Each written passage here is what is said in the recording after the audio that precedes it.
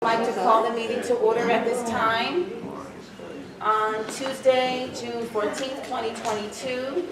Thank you and welcome. And with a special welcome and acknowledgement for all of the honorees this evening. We're so excited to salute you and to celebrate you and wish you glory and grace. And I wish I could join you. I wish I could. So at this time, Board Secretary Shower, would you facilitate the roll call of the board members? Sure. Ms. Bursch? Present. Mr. Carlson? Ms. Franco Herman? Here. Ms. Harris? Here. Mr. Specht? Present. Ms. Spina? Mr. Tuwari? Mr. Todd? Present. And Dr. Spence-Wallace. Present. And before we begin, I have a statement that I am required to read here about our open meeting this evening. So in accordance with the state sunshine law, adequate notice of this meeting was provided by mailing notice of the meeting on January 5th, 2022 and June 8th, 2022. Notice was provided to the Board of Education members, the Montgomery Township Clerk, the Rocky Hill Borough Clerk, the Public Library, Township Postings, School Postings, PTSA officers, the Courier News, the Montgomery News, the Princeton Packet, Trenton Times, and the premier publication in New Jersey, the Star Ledger. So the board reserves the right to enter into executive session, which we will, following our flag salute and our retiree acknowledgement, during all meetings of the Board of Education. And it is our intention to conclude this meeting no later than 10 p.m. and prayerfully prior to that. So at this time, I'm here all week, ladies and gentlemen. At this time, I would invite everyone to stand for the flag salute. I pledge allegiance To the flag of the United States of America and to the republic for which it stands, one nation, under God, indivisible, with liberty and justice for all.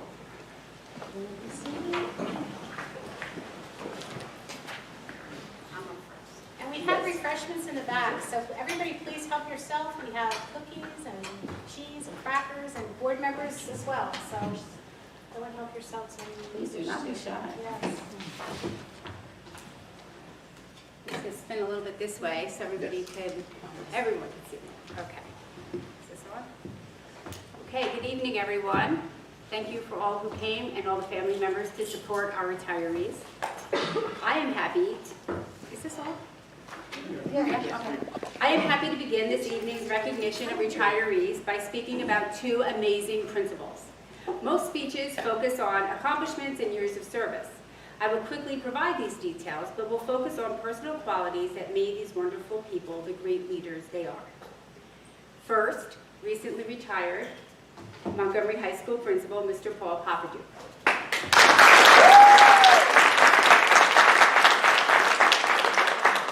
Prior to becoming principal, Paul was a vice principal, history teacher, a softball, football, and basketball coach, and a class advisor, to name a few of the positions he held, serving the students and families of the community. Paul's greatest quality is his empathy. He has the ability to sit and listen, making you feel heard, respected, and important. He always makes time for whoever needs it and will go out of his way to check in with you at a later date. Paul is the master of solving problems because he never actually solves your problem. He magically makes you solve it yourself. I attribute that to his background in psychology. The years of teaching the course at the high school became an asset that reached beyond the classroom. Paul is a great mentor.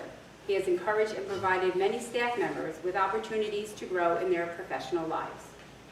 Paul perfected the balance between staying true to his responsibilities and taking time to know his colleagues and foster a personal relationship with them.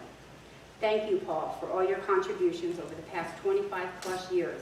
And a big thank you to Karen, Matthew, and Luke for sharing Paul with the Montgomery Township School District. Enjoy your new path, and remember, we are always just a phone call away.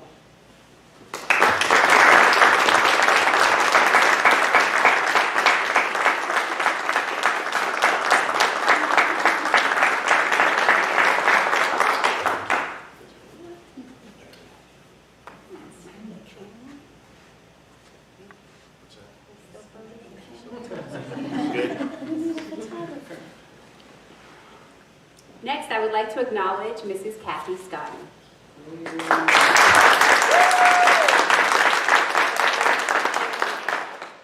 For over 20 years, Kathy has served as a teacher and administrator for our youngest students. Kathy welcomes our preschool students to the district with her greatest quality, her ability to remain cool, calm, and collected amidst the toughest situation, leaving your parents for the very first time. The first week of school brings laughter as our students catch up with friends and tears as some adjust to being in school for the first time. Regardless of what she faces, Kathy always has a smile to welcome both the happy and the fearful. Her calm demeanor and caring nature make Kathy perfect for making all students feel welcome and safe at Orchard Hill Elementary School. Kathy's door is always open to staff and students. She lends her ear to those who need it and provides direction to the lost, both literally and figuratively. OEGS is a very big school. It has been a pleasure to work closely with Kathy and hear not only about her Orchard Hill adventures, but about her husband Joe and the sons who make her so proud, Colin, Justin, and Kevin. Thank you, Kathy, for your dedication and service to the students and families of the Montgomery Township School District.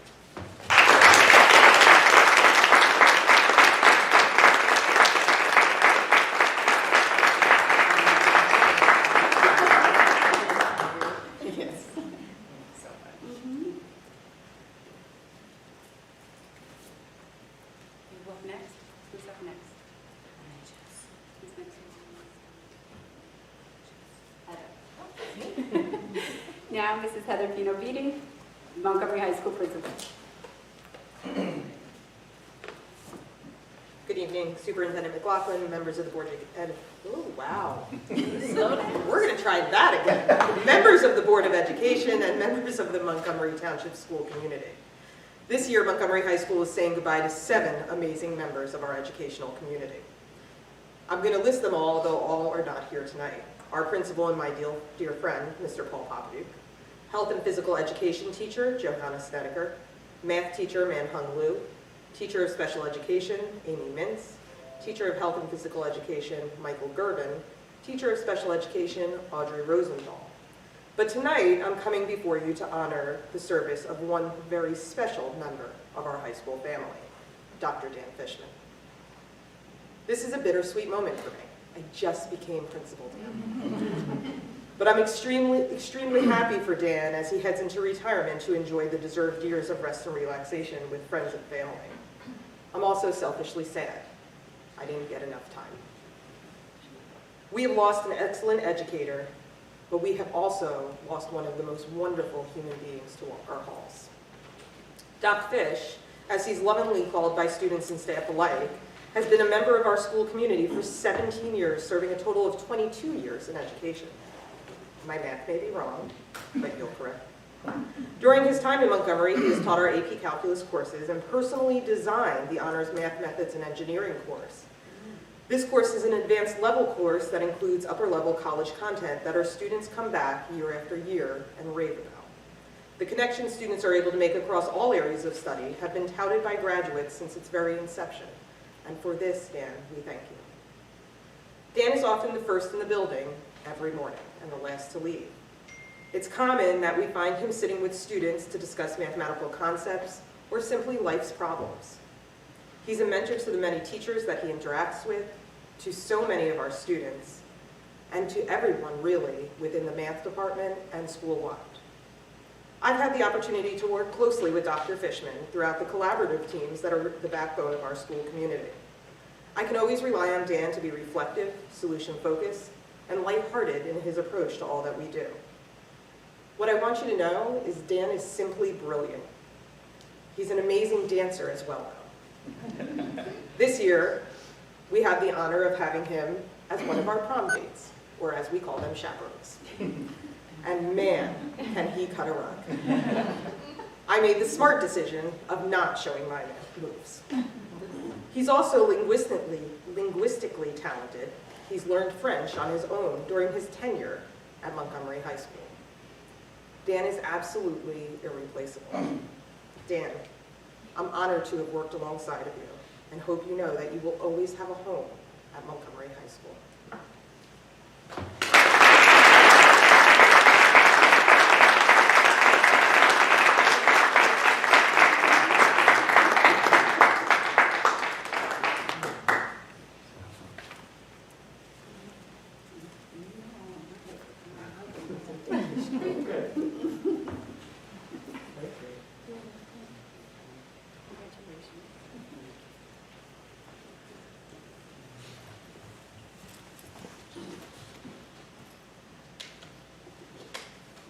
Thank you, Heather. At this time, I'm going to call up Mr. Corey Delgado, principal of Upper Middle School. I'm not retiring yet. But that feels good. And when you do, we're going to make you do your own speech. So good evening, everyone. Congratulations to all the people being acknowledged tonight. Dan, you're memorable for all the right reasons. I spent some time up at the high school, and there's very few people you meet that are just respected by everyone. And that's Doc Fish. You were definitely one of those guys.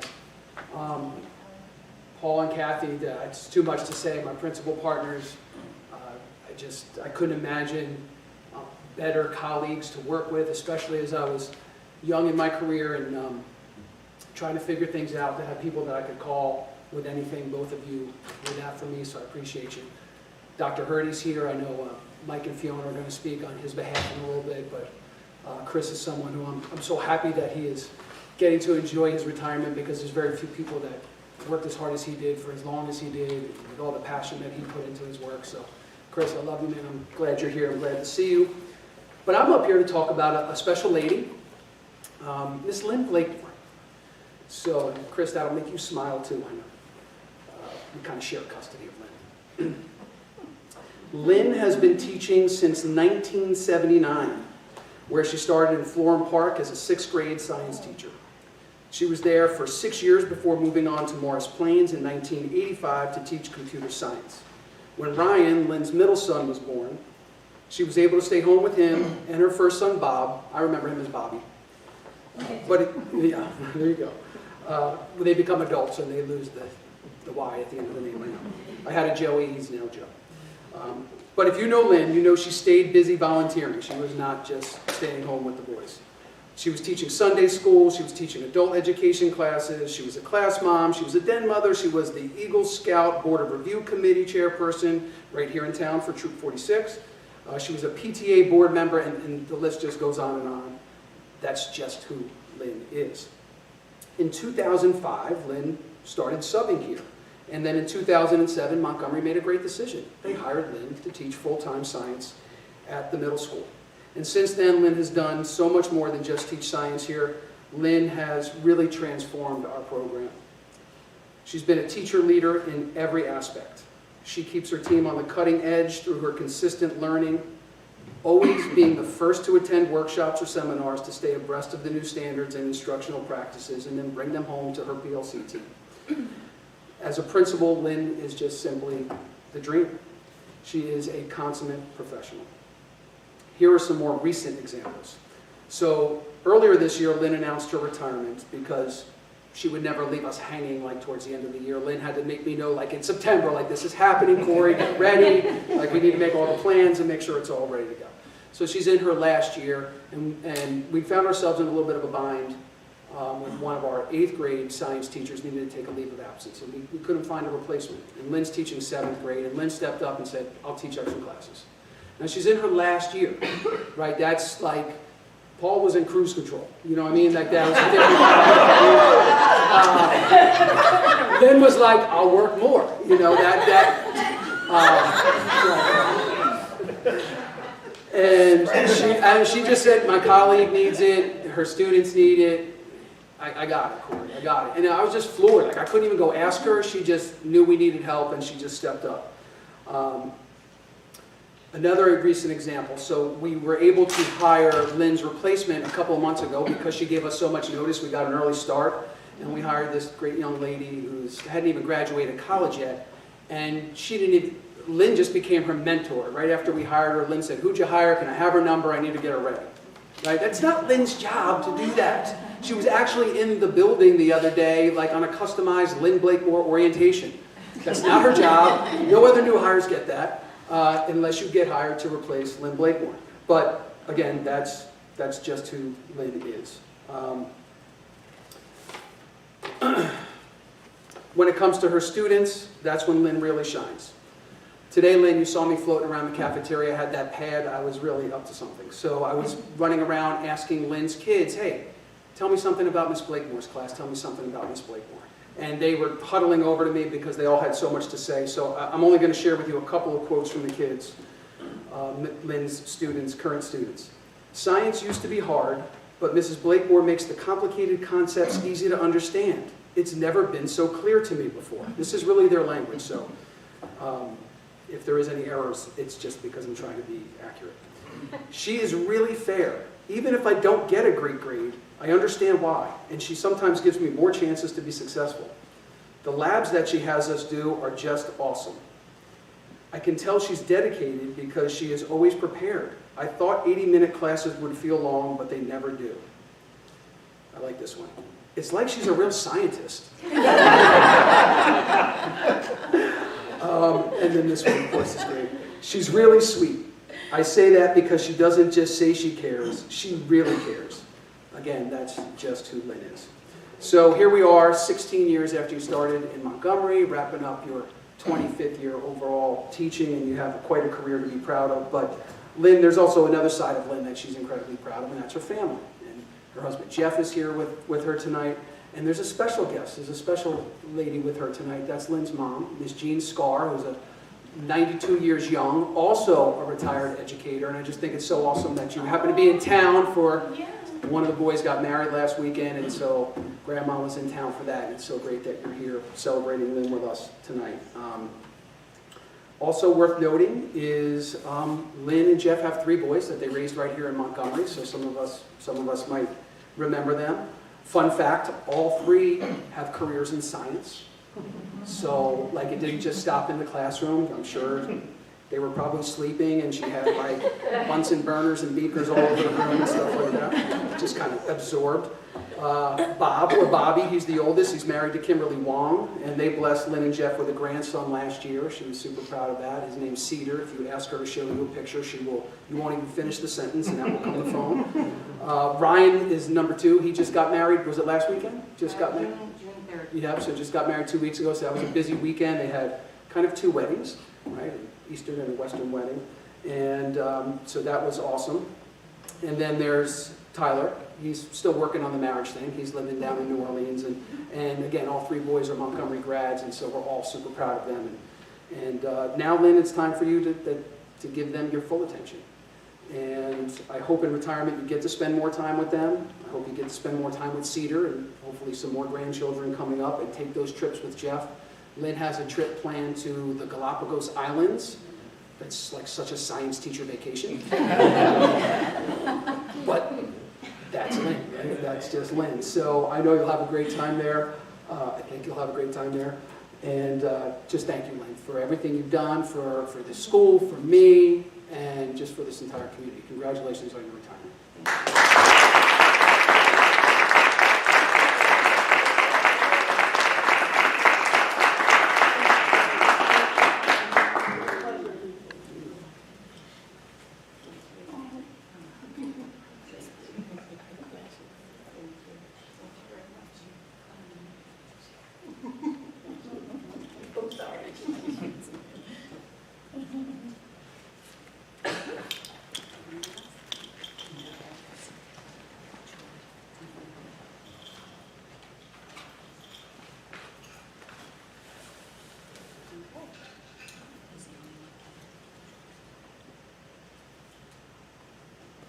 Thank you, Corey.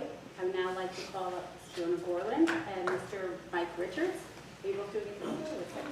He's first. Okay, Mike,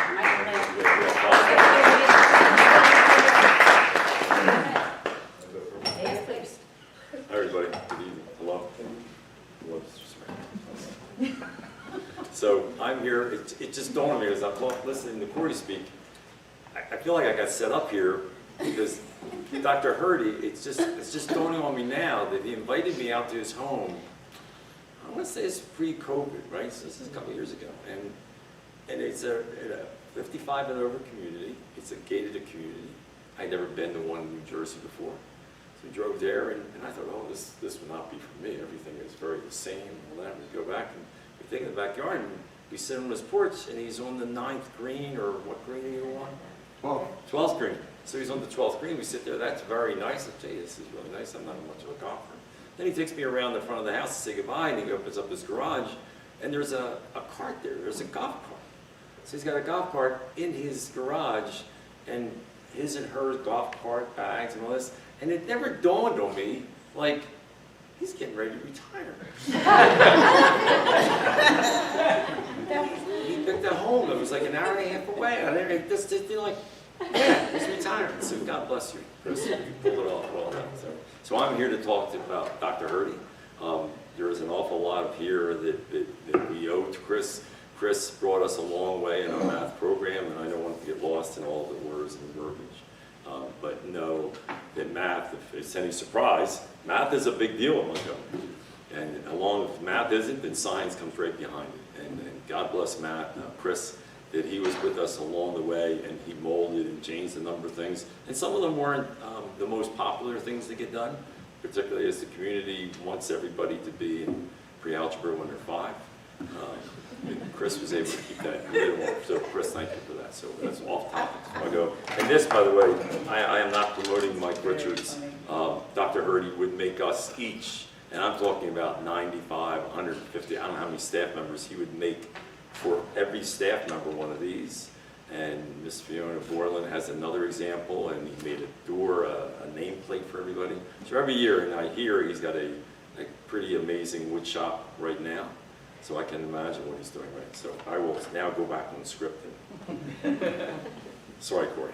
Oh, and by the way, and Paul, and where's the other one? Did she leave already? Where's Kathy? Hello, Kathy. Well, I just want to be sure. I just want to say, you've broken up the team. There were 5 of us.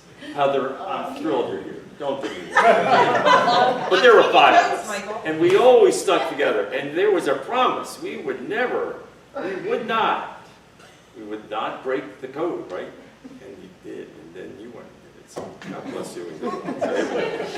Chris began his career as a math and computer teacher in 1983 in Glen Clove, Long Island, starting what would be 38 and a half years in education. He taught 19 years on Long Island and 19 and a half years as a math supervisor in New Jersey, in East Brunswick, West Windsor, and finally in Montgomery. He has always had a passion for showing the fun and utility of mathematics. His passion for math, design, and engineering was evident throughout his career. Early in his career, Chris was recognized as the Nassau County Math Teacher of the Year. Chris received his doctorate in 2004 with his dissertation focusing on the alignment of New Jersey state standards and teacher assessment.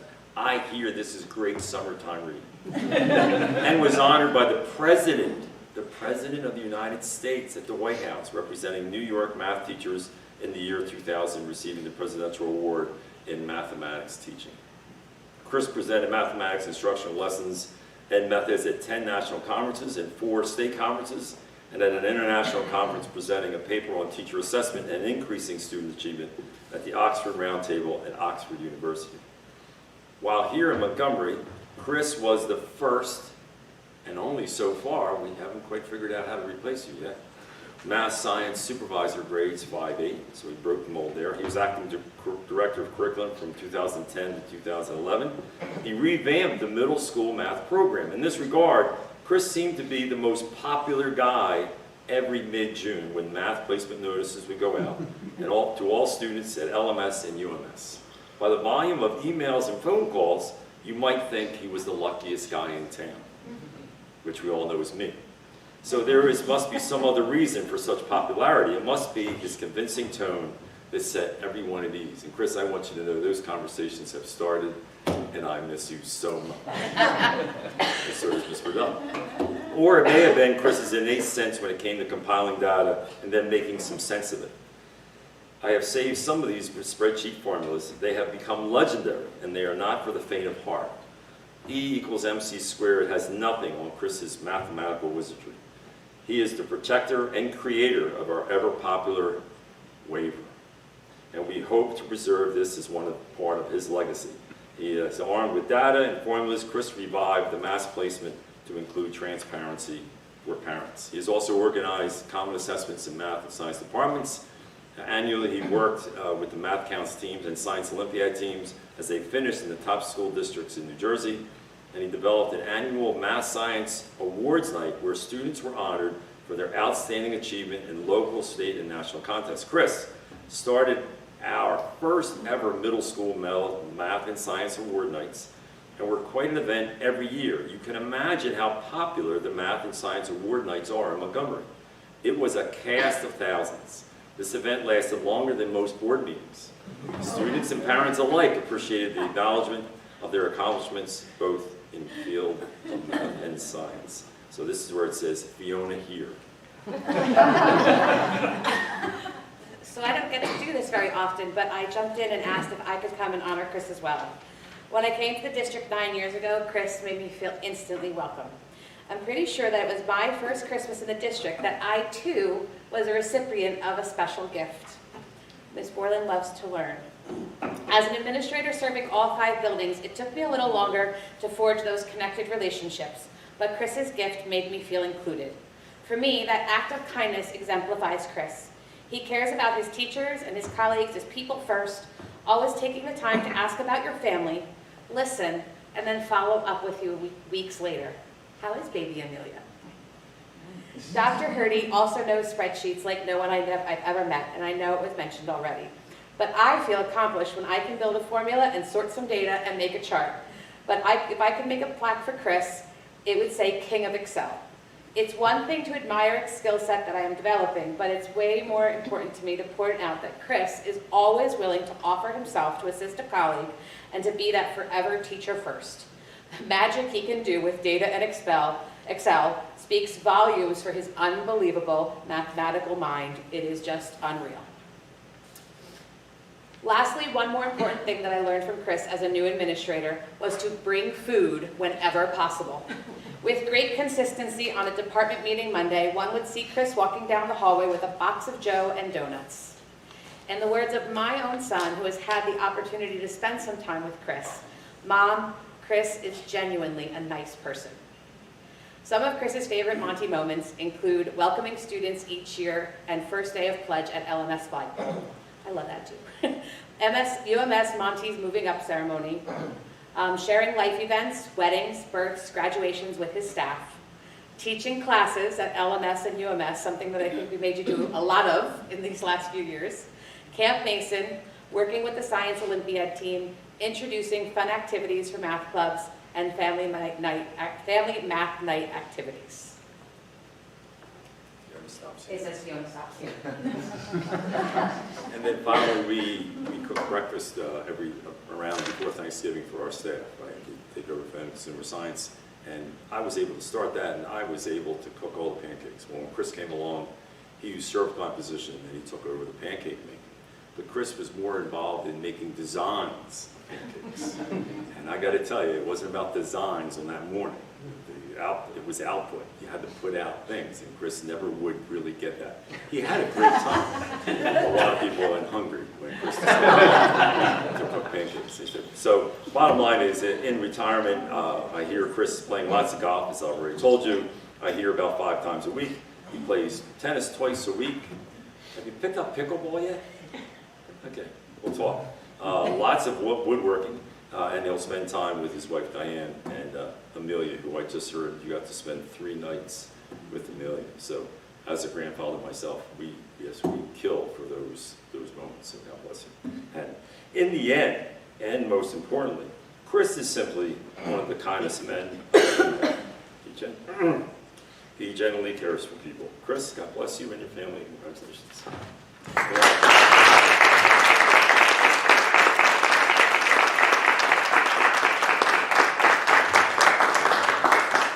I have my Montgomery tie.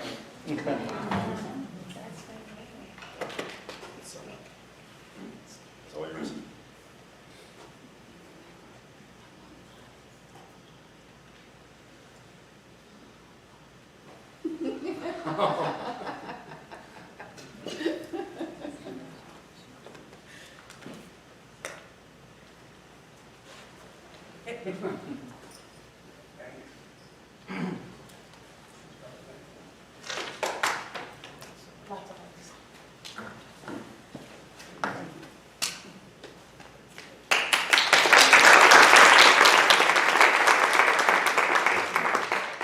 again, Mrs. Kathy Scotty to present for Orchard Hill.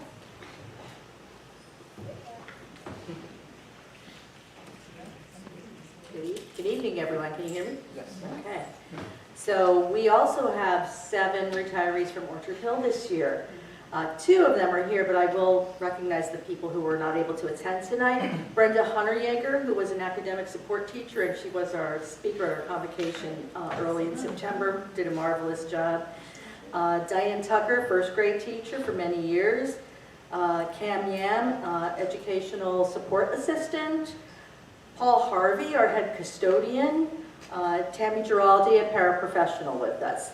But the 2 people that I'm here to speak about are 2 of our wonderful related arts teachers who have retired already, retired back in October and December. So first I'll speak about Michelle Diatlo. Michelle was an art teacher in Montgomery at Orchard Hill for 20 years. 21? 20, okay. I checked with HR today. I've known Michelle to be passionate about her love of art, teaching, and recycling. She loved reusing materials in her art projects with her students. And I can remember seeing boxes with hundreds of cardboard tubes from paper towels in her room. Michelle also welcomed parents and caregivers into her art room to volunteer as helpers. She organized a family art nights for the students and families so they could experience making art projects together. Let's see what else. Michelle was very proud of her work with those young artists and create what they created, and she always looked forward to bringing their projects to the annual art extravaganza here. So Michelle, I hope you are enjoying retirement. You look really relaxed. I hope you enjoy retirement, traveling with your husband Richard, and spending time with your grandchildren. I hear you have 2 now? 2. So congratulations, Michelle. I wish you all the best.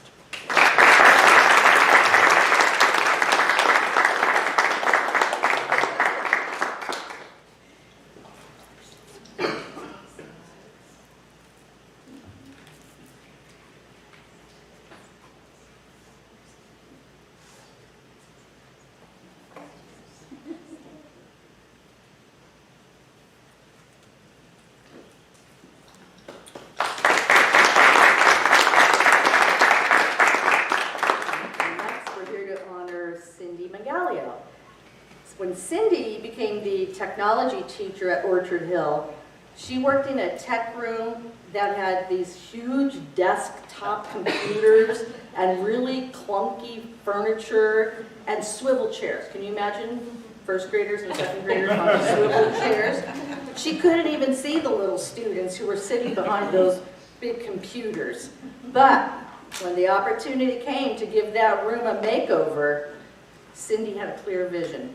If you come to Orchard Hill today, you will see small tables with kid-sized chairs, individual Chromebooks. It's really become a child-centered space, thanks to Cindy's vision.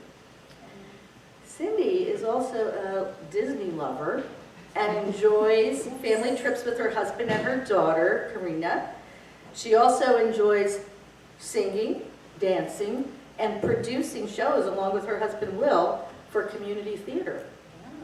So Cindy, let me know if you're going to be performing in any local theaters, because when I saw you do The Producers a few years ago, it was amazing. I'd love to attend. So keep me in the loop, and congratulations on your retirement, Cindy.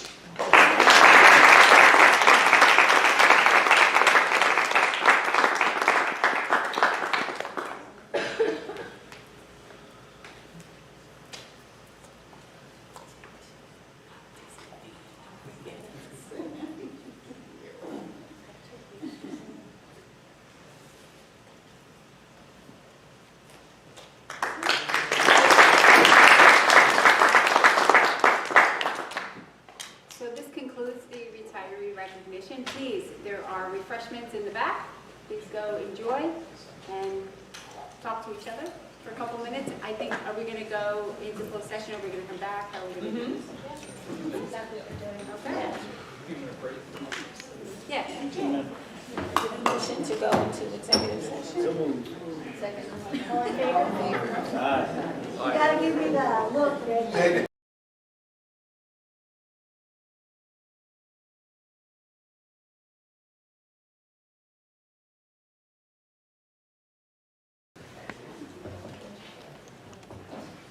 Good evening, everyone. Welcome to our Tuesday, June 14th, 2022 public meeting session. I'd like a motion to reconvene with our public meeting portion tonight.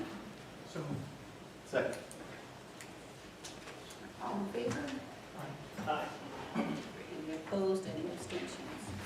Okay, great. So we are reconvening our public session this evening, and roll call has commenced. And now we will hear from our Superintendent, Mary McLaughlin, with her report for us this evening. Mary? Good evening, everyone.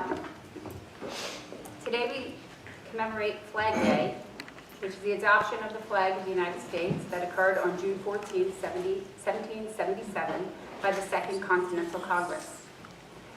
There's a beautiful Flags for Heroes display on the lawn of the high school, sponsored by the Montgomery Township Rotary Club. If you haven't seen it already, please drive by. It is a sight. It's beautiful. As we enter the last days of school, I would like to highlight a few important dates. We are observing Juneteenth this Friday, the 17th. School is closed. Next Wednesday, the 22nd, is the 8th grade commencement, and Thursday, the 23rd, is the last day of school and the high school graduation ceremony. A little bit about safety and security. I want to just highlight our Director of Safety and Security, Tom Wayne, helped me prepare this part. A series of disturbing shootings across America in recent weeks, combined with entering into the post-pandemic phase of COVID, has resulted in a rapid refocusing on building safety security infrastructure. Here in Montgomery, building security and access controls have been part of the core principles of school safety. Along with the physical safety and security of our students, staff, and buildings, several other pillars of school safety that we constantly focus on are mental and behavioral health. We have qualified counselors, school psychologists, etc. Health and wellness through our school nurses, our support staff, and our stress management. Culture, climate, and community. Valuing each other for our similarities and differences. Being accountable to one another. Security as a team sport. Leadership and policy, and operations/emergency management. We received the Raptor visitor management systems that we had previously ordered today. They will be installed in each building over the summer. Additionally, our new video surveillance system is scheduled to be installed at UMS, which is this building, in July. These security enhancements play an important role in our layered approach to security, but there's nothing more valuable than constant, honest communication among all of our stakeholders. Our Director of Safety and Security, as I mentioned before, Tom Wayne, has daily conversations with district administrators, building administrators, teachers, front office staff, custodians, bus drivers, cafeteria workers, buildings and grounds employees, students and parents on the subject of safety and security. They are the eyes and the ears of the district, and they know better than anyone when something seems suspicious. Tom has provided his cell phone number to these staff members and has strongly encouraged them to report anything even remotely suspicious. This type of communication on a micro level is going to keep us all safe. We have numerous examples of reports being made to Tom, which he immediately follows up on. Mr. Wayne has daily information sharing calls with our friends at the Montgomery Township Police Department. We are planning exercises over the summer at each of our school buildings, while officers are encouraged to visit our campuses and become more familiar with the layouts of each of our schools. This knowledge is invaluable, and should the need arise, to enter the building for an actual emergency. Our school principals routinely invite Tom to meetings and address their respective staff on the importance of building security and what is expected to keep themselves and our students safe. Lastly, our district safety and security team meets regularly, quarterly, to discuss crisis management, communications, and training. This cross-disciplinary group also serves as behavioral threat assessment team. Thank you. Thank you, Superintendent McLaughlin, for that really relevant and important information regarding security and safety. And now we've reached the portion of our agenda for public comment, and I will read the statement accordingly. The Board of Education welcomes and encourages input from the public. Members of the public are allotted one opportunity to bring any new business to the board for up to a maximum of 3 minutes per speaker. All comments or questions must be directed to the board president. Before you make a comment, however, please state your name and address and write both in the notebook provided on the podium. Being mindful of privacy rights regarding students and board employees and to avoid any potential liability on the part of the speaker, the board discourages references to specific individuals. While directing your comments or questions to the board president, please understand that the public comment portions of the meeting are not structured as Q&A sessions, but rather are offered as opportunities for you to share your thoughts with the board. The board president may need to refer an issue to the superintendent and her cabinet if the particular issue has not been handled through the appropriate chain of command within the public school district. However, responses may be provided at the end of the session. There are times when comments and questions will require additional fact gathering before responses rendered. So, board member, business administrator Shower, if you want to So please, begin that. yeah, public comment is open. Please, as President Spence Wallace indicated, please make sure to write your name and your address in the book provided. Thank you. Each speaker is limited to approximately 3 minutes and one speak per person. Yes. Thank you so much for your cooperation. There also will be a second public portion for comment. However, the second public portion is limited to agenda items. Thank you. The items Okay, I are have my actually- comments written down. I'm Jeffrey Grant, 6 Livingston Drive, Belmead. I have my comments written down, and there are a number of questions that I would like to get answers to. So I'm going to pass these around, pass these here, take one and pass it down so you can follow along, and the questions are at the end. Thank you, Mr. Grant, for printing those for us.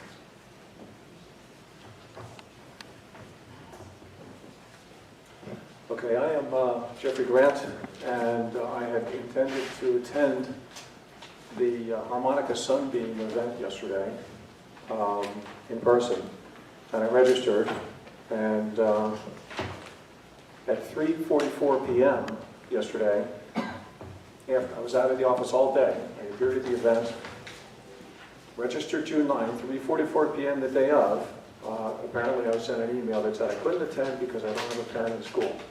So I showed up, and I wanted to understand what was happening as an observer. I was met with resistance by the registration folks, saying I was not welcome to attend.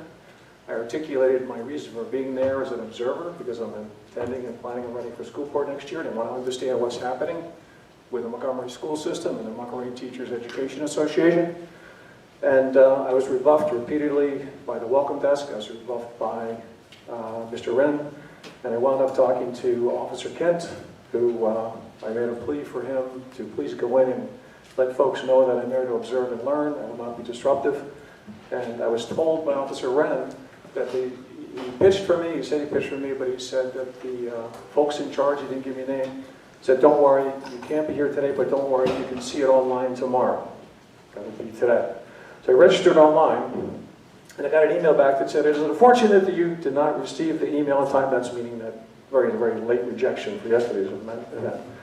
As we were sending out reminders of the event yesterday, we noticed your name, and remember that you had already emailed for the event, email asking for a copy of the book, blah, blah, blah. We believe that Officer Wayne later clarified with you that, as we mentioned on June 6th, the virtual and in-person events are both for families with students attending OHES and VES. This is for the safety of our attendees, and due to the fact that we do not have Zoom or space capacity to run a community event. For this reason, your registration for the virtual event has been canceled. Now, I don't know what kind of Zoom system you have, but I can't understand how there can be a capacity issue, and I can't understand how there could be a safety issue attending a Zoom event. So this stuff is just being made up. So I am a member of and a leader of the Central Jersey Conservative Union. We host an annual picnic every year, Montgomery Veterans Park. This is our 13th year coming up, July 17th, Sunday, 2 to 5 p.m. The Montgomery Township Education Association Equity Committee and any member of this community is welcome to attend. Harmonica Sunshine Drag Queen has limits on who they will allow to attend the Drag Queen Reading Hour, but we don't have any limits. No race, no color, no political belief, no gender is excluded. So you're all invited to attend July 17th from 2 to 5. So my questions are, I'm getting these emails from Montgomery Township Education Association, Pride/FAST. What is the name of the person sending me these emails? Please have the writer explain why Zoom capacity is limited, given that it is common knowledge that a Zoom subscription has no meaningful capacity limit. Question 3, please have the writer explain how attending a Zoom event can be construed as a safety issue. I am owed an explanation and an apology after being locked out of yesterday's in-person meeting and misled about being welcomed to attend today's virtual event. Who will that apology come from? When will I receive it? And will it be presented in a public venue such as a school board meeting? What law exists that excludes a member of the community from entering a public place for a public event? What exactly is it about the Harmonica Sunshine or Sunbeam Drag Queen Story Hour that is so secret that an adult member of the community is not allowed to observe? When was this event authorized and by whom? What notice was given to parents that this event was being considered so that they could opine and likely object? What are the identities of the school board members that authorized this event? Who are the members of the planning entity, the Montgomery Township Education Association Equity Committee? How are these members selected? What are the identities of the school board members that approved the creation of the MTEA Equity Committee? What are the identities of the school board members that approved the members of the MTA Equity Committee? When can you provide me and the general public with a copy of the MTEA Equity Committee charter, bylaws, constitution, or operating parameters? And what is the annual spend of the MTEA Equity Committee for 2020 to 2021 and 2021 to 2022 school year? Thank you. Thank you. Thank you, Mr. Green.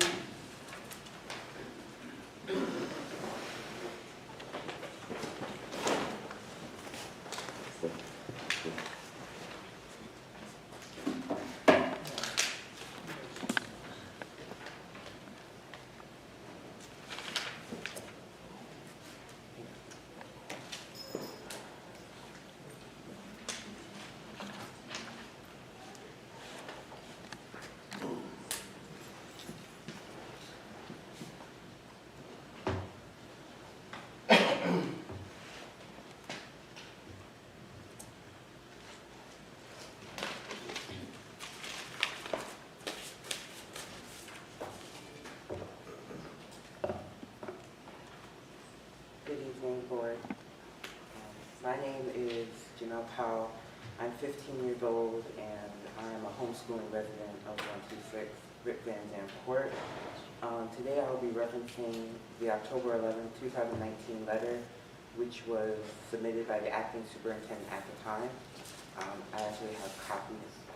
Pass this around.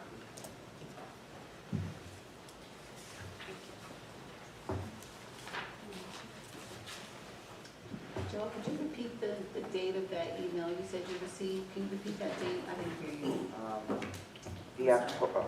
The October 11, 2019. October 11, 2019. Yes. Thank you. Oh, it's here. So in the college admissions process, grades are one of the most important items that an admissions officer looks at on a college application. In the United States, an average student graduates high school with a 4.0. Additionally, colleges look for academic rigor, and this is where AP classes come into play. Having AP on your transcript allows colleges that shows colleges that you are experienced in academic rigor and can handle it. Also, by taking AP exams, you can gain credit towards college. Unfortunately, for homeschooled students living in Montgomery Township, this is not the case. I am here today because the October 11, 2019 letter is not inclusive of homeschooling residents of Montgomery Township, and here is why. Firstly, the section where it says social-emotional impact on our students. It reads as follows. The well-being of our students is a priority for the BOE staff and administration. The students who are studying courses outside of MHS while managing their schoolwork and extracurriculars are under a tremendous amount of stress.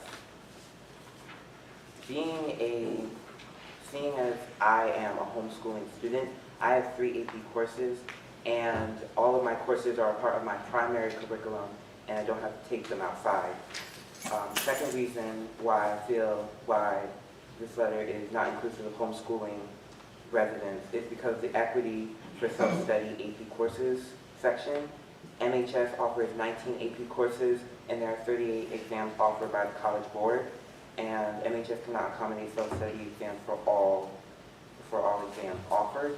But my 3 AP courses, AP Biology, AP Lit, and AP World History, are all offered at the high school and are available for testing. Not only am I taking 3 AP courses as a 9th grader, I'm maintaining a 4.0 GPA in all my classes, and I'm preparing myself to study abroad in Ghana for the 2022-2023 school year with Yes Abroad programming. Additionally, I am attending 2 summer programs this year as well, the Brown Pre-College program and the ACLU Advocacy Institute, which I have been granted a full ride scholarship to attend Washington, D.C. to learn more about social justice.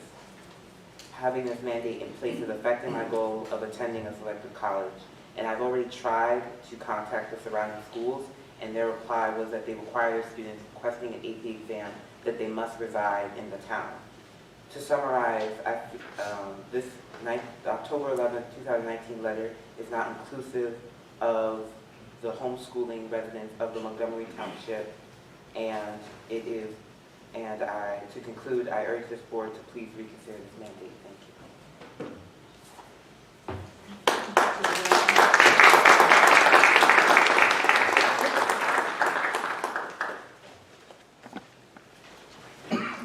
Good evening. I'm Paul Romeyer of Kansas Place in Belmead. Consistent with Jeff Grant's comments. I'm sorry, sir, could you please sign the book there with sure. your name and address? We'll wait for you. Thank you. That's okay. Take your time. I know I only have 3 minutes. Okay. No, I haven't Thank you. started yet. Go. Thank you. So again, consistent with Mr. Grant's comments, my concerns about the harmonica sunbeam event are more about how it was done rather than what it is. My question specifically for the board will be, when did you become aware of this event? And what did you do knowing that this would be somewhat controversial at least? Was the board aware to the extent that they had advance notice in order to take a vote? And if so, how did the vote go? Consistent with Mr. Grant's comments, I'd also like to know when this question will be answered, these questions, and how will they be answered in terms of what form. Thank you.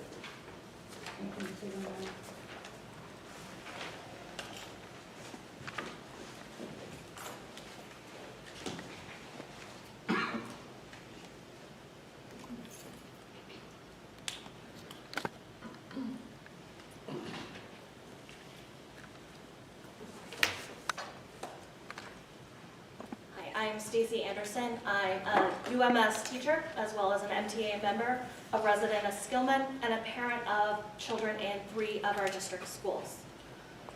As you've heard, the MTA held 2 events the last 2 nights that received a lot of very ugly responses.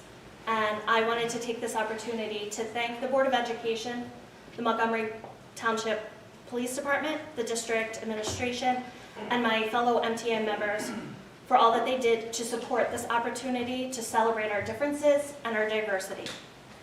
The message presented of be who you are and the atmosphere of positivity and hope and compassion during these events show the collaboration and support that is our district's united dedication to making this an inclusive and affirming place for all. So I just want to read 3 pages from the book that the MTA provided our attendees. To know that we matter, to show that we exist, and that any oppression we must always resist.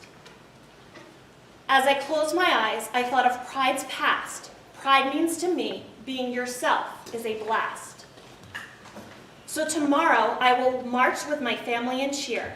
Happy Pride to all. It's great, my family is here. And it is great that my family is here. I am proud as well as grateful to get to parent and teach here.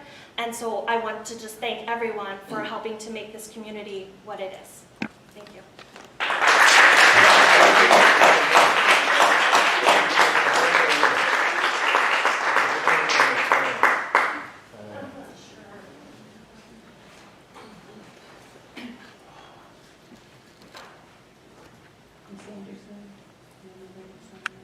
Yes.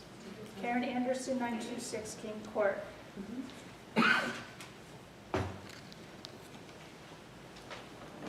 Not related to Stacy.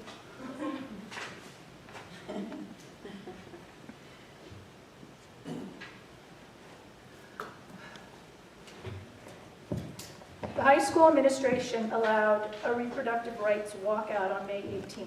I emailed a string of questions to which I've yet to get a response. One question was who initiated the event. It was student-led, is the repeated response. If it was truly internally student-led, how could these walkouts be spontaneously orchestrated across many high schools across the country and in our area?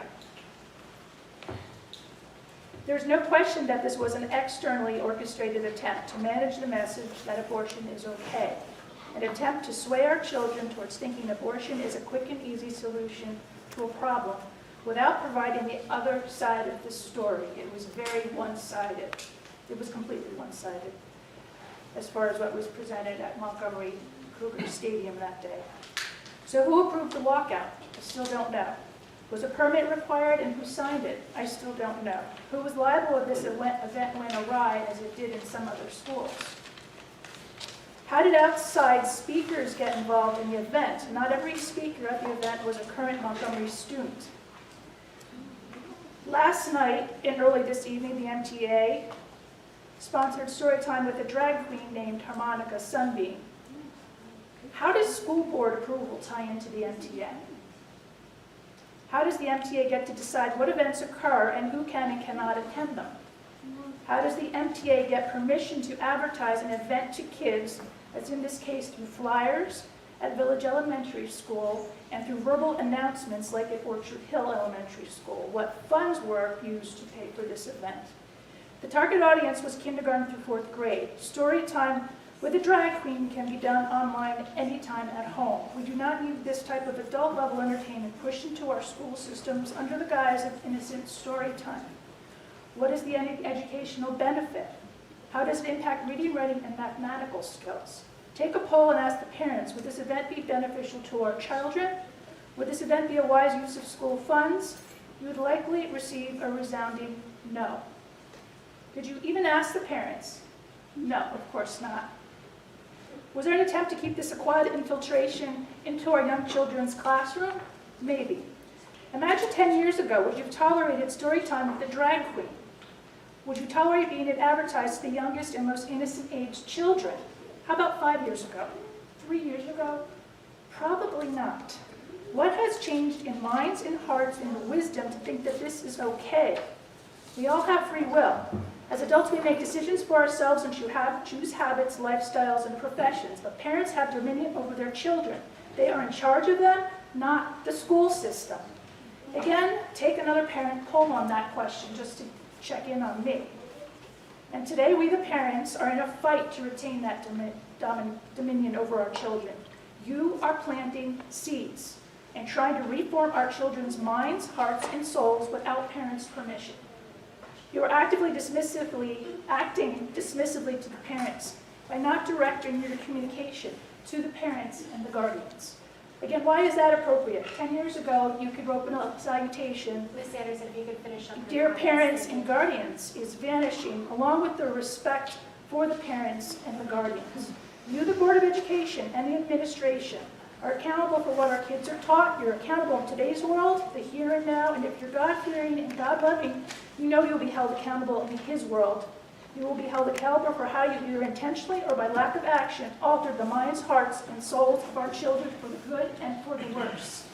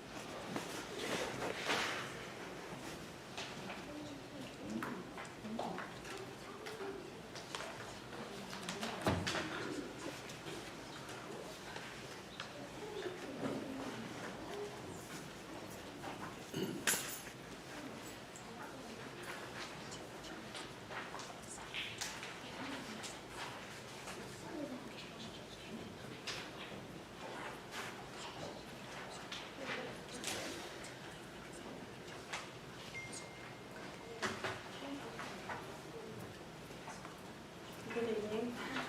My name is Joanna Fila. Speak up, Ms. Fulani. You can bend it down. No pressure. Good evening. My name is Joanna Fila. I live in Skillman, called Shreveport. So about 2 months ago, I think it was 2 months ago when we had the Board of Ed meeting, and at that meeting, parents came and raised concern about the new comprehensive health and physical education curriculum that's recommended by the state, and it is to be implemented new year. So parents expressed very strong concern about how age inappropriate those subjects are in this new curriculum. And we discussed and we raised concern that this curriculum is harmful to young minds, and it definitely exceeds the comprehension of the subject. Our board and the superintendent promised that within a few weeks we would have an open forum, and during that session parents would be able to review proposed, the first shape, the first draft of the Monty's interpretation of the curriculum, what materials would be used, what subjects would be covered. So then parents would actually have an opportunity to address those subjects, to raise any questions, concerns, and basically work as a community to shape this curriculum that is supposed to start in September. Well, 2 months passed and nothing has happened. We have not heard about any open forum where parents could be actually voicing their concerns. So tonight, I thought I would be a good opportunity, since we have such a nice turnout, to review one of the textbooks that is actually proposed to be used for this curriculum. It's meant for 10 years and older, and it's basically covering subjects that are part of that new curriculum. The book is full of very explicit pictures, so kids would definitely learn whatever it's meant to be communicated to them. So I distributed copies of those pages to the board. I have a few extra copies I can leave on the table for other parents to be able to take home and review, because it's important for us to know what exactly is part of that curriculum. I saved those pages on the flash drive in hope that maybe at one point, whether it's this meeting or another meeting, we would be able to project those images on the board. And for everyone to see and fully understand what this curriculum is all about. Well, if this, for whatever reason, those images are not appropriate for public display on the board, maybe this is, for us, a stop sign to ask ourselves, do we really want that curriculum to be implemented? So what we are proposing, because we've been communicating with other parents in various districts throughout New Jersey, and basically parents are working with the boards, and there is a strong initiatives, and attorneys are involved, who basically helped us draft a resolution that the board, if they are intending to really address this issue, they're able to fully reject this curriculum. So there is no issue at that point, whether or not we want to adopt some or, what form of it. We can fully finish up your reject it. comments, Cecilia. Thank you. Also, I cannot finish. You're at 3.5 minutes now. All right, just so you finish- have a Just copy. finish up your thoughts. So you have a copy of the resolutions that other schools use to successfully reject this curriculum. I would ask you to fully consider this and support the community and adopt those resolutions. Thank you.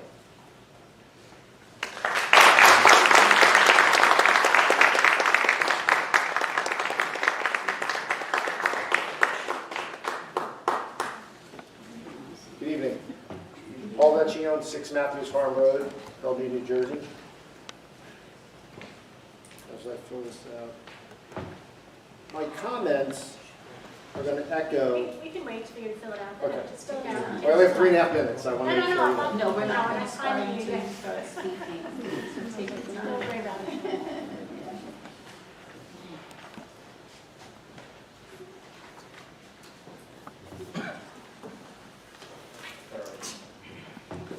I was here, not the last board meeting, the board meeting prior, and I guess the Montgomery Press here, I was fortunate enough to get my picture in the paper. But I wanted to follow up some of the previous comments about with Governor Murphy. And I realized that what the changes that we're facing in regards to new policy around sex education, things of that nature, was not created by this board. It was kind of put in your lap to kind of deal with. But one of the resounding, I guess, issues is the lack of transparency coming from the board around how we're going to handle this. Because we're sitting here on June 14th. We were supposed to get a family-friendly mailing, as per Mayor, you're misquoted here, this month. I don't know, is that going to happen? Are we going to receive that this month? Family-friendly package? I'm assuming that's a no. So we're going to have this implemented, from what I understand, also by your quote, September 1st. How is that going to happen? There's a lack of coordination, lack of transparency around what's going to be implemented on September 1st. There's no open forums. Your quote is having open forums here. Where are the open forums? Where's the schedule? What input are parents going to have? I asked the board attorney, what obligation is the board under to share this information with us? There's a curriculum committee. We have seen nothing. We're going to hit the summer in a week and a half or so. Everything goes quiet then. I asked the board attorney, what's the obligation here? Sorry.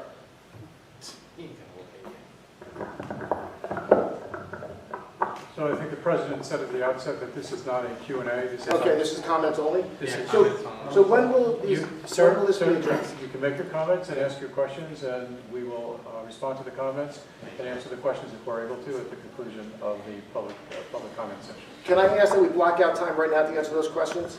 Appropriately looking at the audience here. These questions are, a lot of people want to know this. You can finish your comments and ask your questions, sir. Okay. I want transparency. I want answers as to when we're going to get this family-friendly package. When are we going to have these meetings? We're going to be able to comment on this stuff. There's a lot. This is, we look at a town and a community, and a lot of what happens in the town and the community is shaped by what happens in the schools. The issue is what we're dealing with here is shaping our community in a very negative way. We need open conversations, open discussions around this topic. We're just not having them. So I ask that we have more transparency, schedule these meetings, and have a conversation with the board to what should be in, what should be out. A lot of school boards, a lot of towns have already adopted these things. We're very quick to develop a policy on a mask, but we can't develop around something far more substantial. and the impact on our children. Look at East Hanover Township. Look at Garfield. Look at these other towns, what they've done. Or Garwood, excuse me. They've already adopted these things. They boycotted. They said, no, I'm not saying we should do that. I say, let's look at this thing and have a conversation.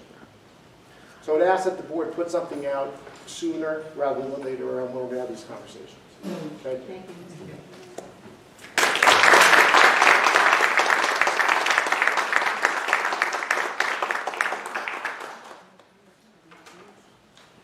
Glenn Udell, 33 by Burn Drive, Skillman, New Jersey. My kids have been going, so I have a graduate, 24 years old, I have a 21-year-old. I know how the school... Sorry, before you can speak, repeat your name? Oh, I'm sorry, Glenn Udell. And write it. Okay, yes. Okay. Take your time. So I have a graduate, 24-year-old daughter. She did real good in the school. She's a fantastic student. School was fantastic. I have a 21-year-old, not so great in school, had a hard time. I go to the school, this is to go back to some of the other comments were. I go to the back to school night, and they talk about how great the school is. I feel like when I go to back to school night, it's an advertisement for real estate, so move to Montgomery because it's a great town because we educate your kids. Why don't they talk about sex education at the back to school night? Let the parents know that next year we're going to be talking about certain topics that maybe some parents feel like they should be talking to their kids about before a strange teacher, a physical ed teacher, talks to your kid about. Why not have that conversation with the parents a year before at back to school night? I don't want to sit back to school night and listen to the great band and we have a great music education and how great we do for the kids that do the best in the school. You guys are great. For the middle kids, you don't do so good, right? You don't do so good. I have kids, 24 years old. Why don't we spend some time talking about sex education at these meetings? Or talk about things that are important. Who cares? You guys have a great music education. You're great that the kids that the parents go to are scientists and they're really smart kids. Why don't we talk about things that affect the parents and give them the opportunity to know what's going on in the school? You're advertising. Stop advertising. It's a beautiful town. I've lived here for 25 years. Talk to parents about what's important to the kids, to the parents, and for their children. That's my comment.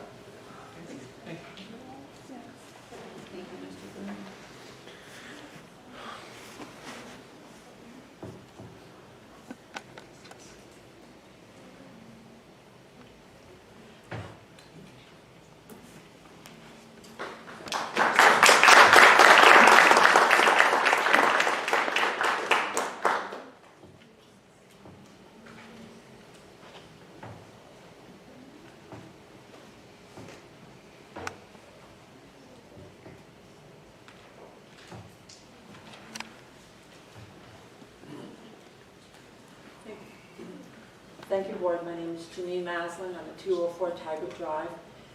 I understand this book is going to be for 10-year-olds. When a person with a female body and a person with a male body are having vaginal intercourse, they erect penis into the inside of the vagina, which stretches in a way that fits around the penis. The wetness from the vagina makes it easy for the penis to go in the vagina. The vaginal intercourse is also called vaginal sex. My question is, the student raises the hand to the teacher. What is our homework? What is our homework? Do we get to practice this? Where do we get to practice this? Do we get to practice it in school? Because what if we want to have a tutor? Is the school going to offer a tutor to help the children practice homework in the book? I mean, unbelievable that you would allow a 10-year-old. Let me see, 10-year-olds are still playing. They're still trying to navigate around, trying to get involved in their social networks, and then they have to be introduced to this garbage. This is for adult stuff, just like Harmonica, whatever her name was, or his name was. Sunbeam. What? Sunbeam. This is for adult pleasure. Is this what you guys do? Do you guys do this? Would you like to talk to your children about what you do? feeling the wetness of the penis in the vagina? Really? Perverts. I mean, I cannot believe that do you approve these books? I mean, this is disgusting. Come on. And I hope that people who are out there in Montgomery are watching this, at least knowing what is being going to be said in these books to their children. What kind of people are you? My children graduated here in this school, and it was great. I mean, at the time that they were here, we didn't have this kind of stuff. But anyway, thank you for your time.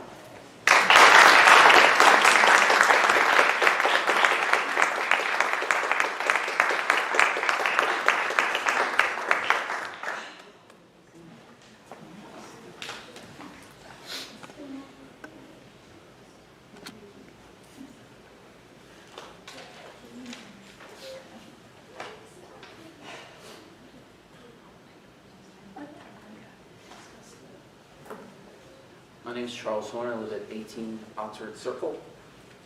And just want to basically make a statement that, and I'll go back to body language again. And I know you tried to reprimand me after I spoke last time, but I've studied this extensively throughout neurolinguistic programming. And there was a psychology professor by the name of Albert Mehrabian, University of California in 1971, wrote a book called Silent Messages. And in neurolinguistic programming, 7% of language is spoken word, 38% is tone of voice, and 55% is body language. Okay? It's very clear from your body language, okay, because there's not a lot of tone and there's not a lot of responses.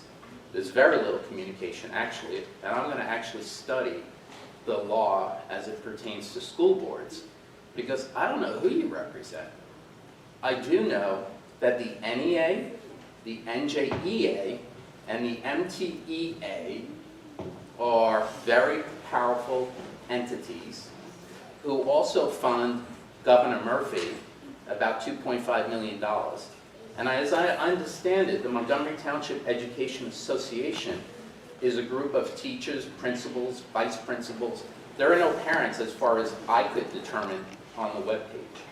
So there's a lot of collusion going on at the national level, the state level, and the local level with respect to teachers. And I've heard that there are teachers who do not agree with these concepts, but they cannot say anything, so they feel coerced. It's kind of like the vaccine, you know, everybody has to kind of comply, because if they say anything, you know, they'll be heckled or whatever. So I don't think as many teachers as you think are in agreement with a lot of the stuff that's going on, but they also don't feel free to speak.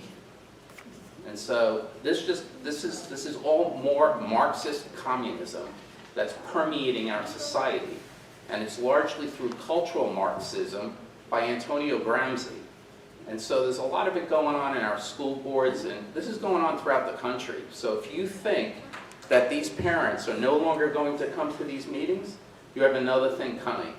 And we'll take a look at the legal structure. I know you have your attorney sitting there, you know, everybody just sits there, you know, with their faces, and nobody does anything or reacts. I mean, this woman's reading about the perversity in a book, and you guys just sit there like, you know, okay.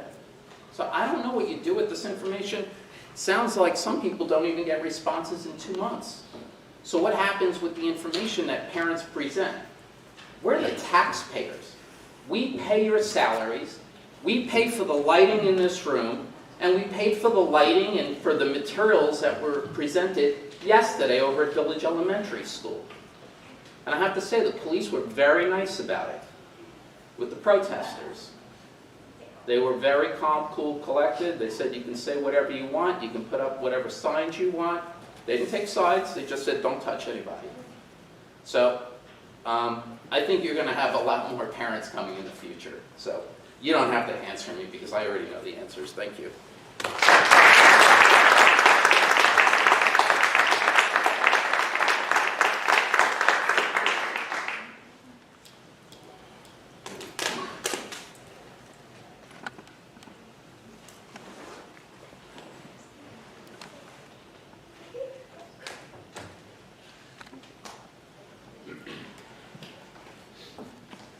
Hello, my name is Sharon Baller. I am a teacher, I'm the librarian, and I do teach classes at Orchard Hill Elementary School.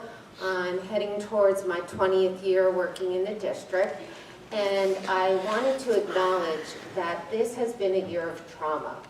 We have all our students, all our teachers, all the people in the audience, we all had a very traumatizing year before and a year of transition.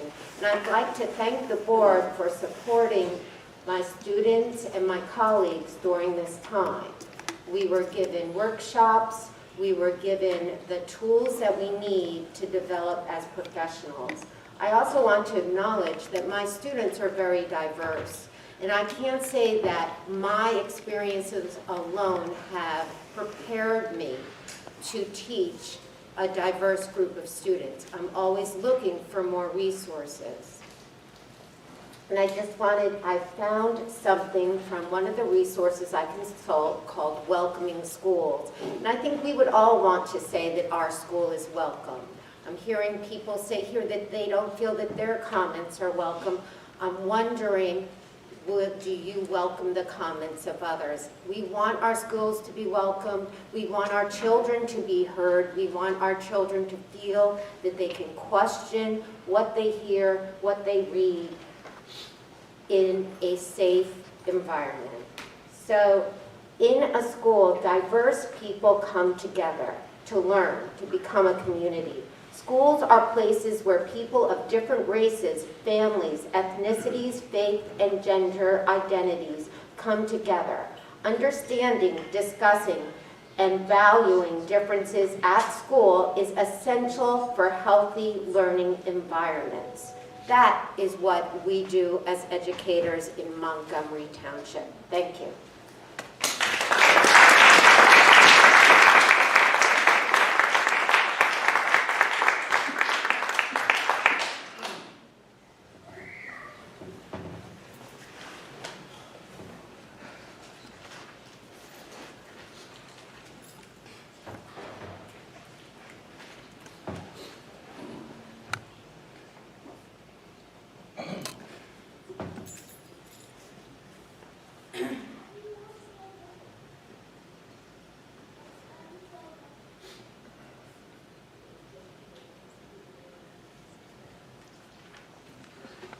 Hi to the Board of Ed. I just wanted to comment on what the librarian so eloquently stated tonight, that we do want a safe place for our children in school, outside of school, on the playground.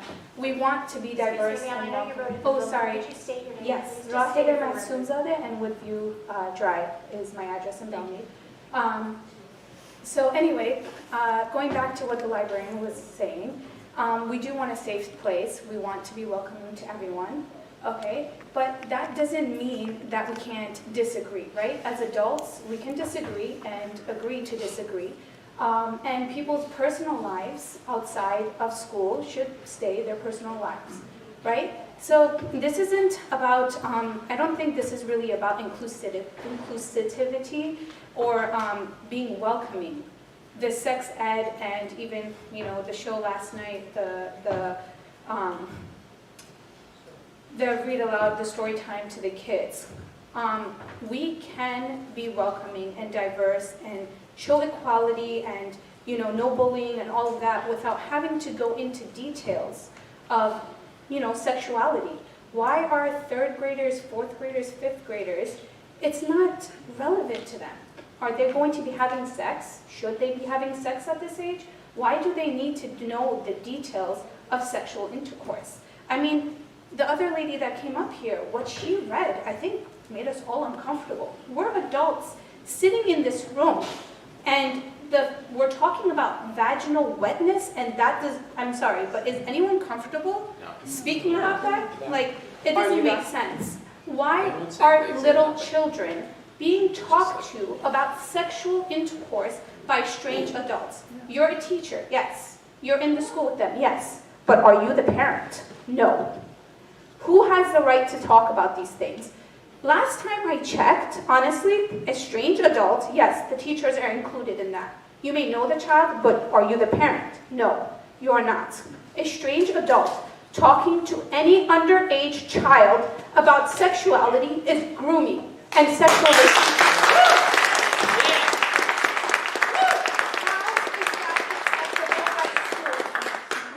Our children are supposed to be taught math. Yes. Math, okay? What does that have to do with sexuality? This is not about transphobia. It's not about being against lesbians, gays, LGBTQ+. You are welcome to live your life. No one is against you. No one is trying to stop you. That is in your personal realm. It is not supposed to be in school. School is for math, science, language, arts. It has nothing to do with sexuality. Yes, children are going to be developing this as they get older. Middle school, when puberty starts, that's when they kind of get into this. I have a 10-year-old. Her puberty has started, but she's still out there playing on the playground. She is not thinking about who she wants to have sex with. Why would I talk to her about how to have sex if she is not even thinking about this? Why do we need to put this in their minds at this age? What is the purpose? I really, really, really want you guys to answer this one question. If you don't answer anything else, please tell me what is the purpose of putting these ideas into their minds. Is it gonna, I wasn't taught this. I have no problem with people who choose to live their lives differently. I have no problem. I had friends in high school that were lesbians. I wasn't against them. Would I live my life that way? No, but I think they are free to live their lives that way. When I was in school, we weren't taught this. Yeah, when we were in 5th grade, we had a very brief biology on sex. That was it. Let's stick to the scientific facts. You want to teach kids about puberty? Go ahead. Puberty. It's very clear. This is what your body is going to go through changes. And we don't need to get into the nitty-gritty at such a young age. Just general facts. Okay, you're 12 years old now, 13, 14, yeah, you add more detail. Okay? But this makes absolute no sense. Please continue.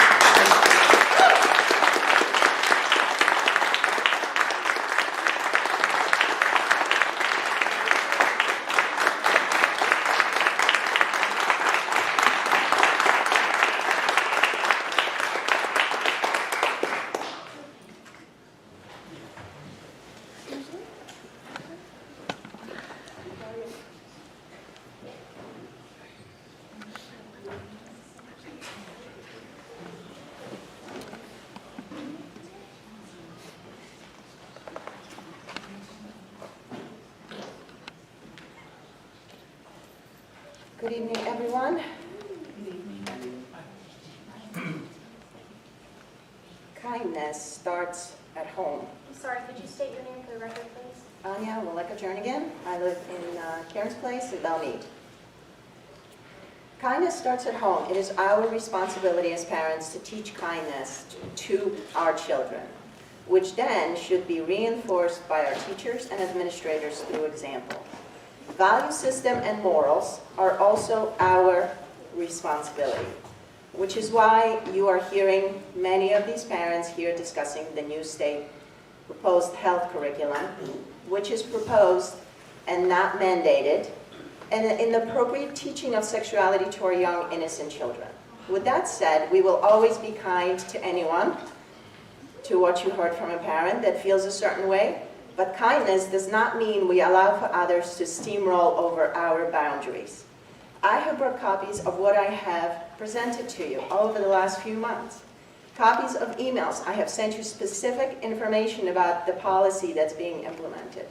Data points. Since then, I have not received a response. I brought additional copies for you as a reference. With the amount of learning loss of our children that have suffered in the last 2 years, which you validated via the Start Strong testing, where we appealed to you to understand how the administration is going to prioritize the education after the testing, you choose to prioritize sexualizing our kids by teaching them about anal sex and exclude the topics that should be covered, like reproductive biology, and childbirthing process. Perhaps we can skip anal sex and go back to cursive. One mom mentioned to me that cursive would allow students to be able to read the Declaration of Independence in its original form. Correct. And it would benefit all of the students. You know, Albert Einstein described education as not teaching kids what we want them to think, but teaching them how to think. Parents here expressed concern over and over again about allowing our kids to participate in social justice protests on school grounds, participate in all of these extracurricular activities. Shouldn't you be asking these students to provide insight why they want to protest? Perhaps write a page sharing their knowledge on the topic, engage a group of students that feel differently and ask them to do the same. Allow our kids to hear from our brave student body who is willing to speak out publicly, and encourage each other to critically think. You would not hear us objecting to it because we want our kids to think and to reason clearly in moral terms. We want them to learn how to persuade, how to talk about the truth, justice, rights. Allow them to express their human virtues. Yes, human virtues. Slowness to judge or to condemn, generosity, interpreting the motives, the ideas of others, commitment to seeking what's true, to doing what's right, to standing up for their friends, and having courage. All these things are being suffocated. And today is a perfect example of why you see all these parents here. We see our older kids, and now we're looking at our younger kids that are going to have to suffer through it. We are here because we do not agree with the new state guidelines. And we are here to officially ask the school to reject them. The opt-out option will not be enough. For us, for we have seen in what you've heard about the extracurricular activity, the news that's being shared with our kids in the morning, all the lines have been blurred. It's very obvious. Social studies videos and story time? Come on, this is getting ridiculous. If you could just recap quickly. Yes, my recap is we're all very upset. We're here, and we want you to not support President Murphy's state guidelines. Opt out. Yep.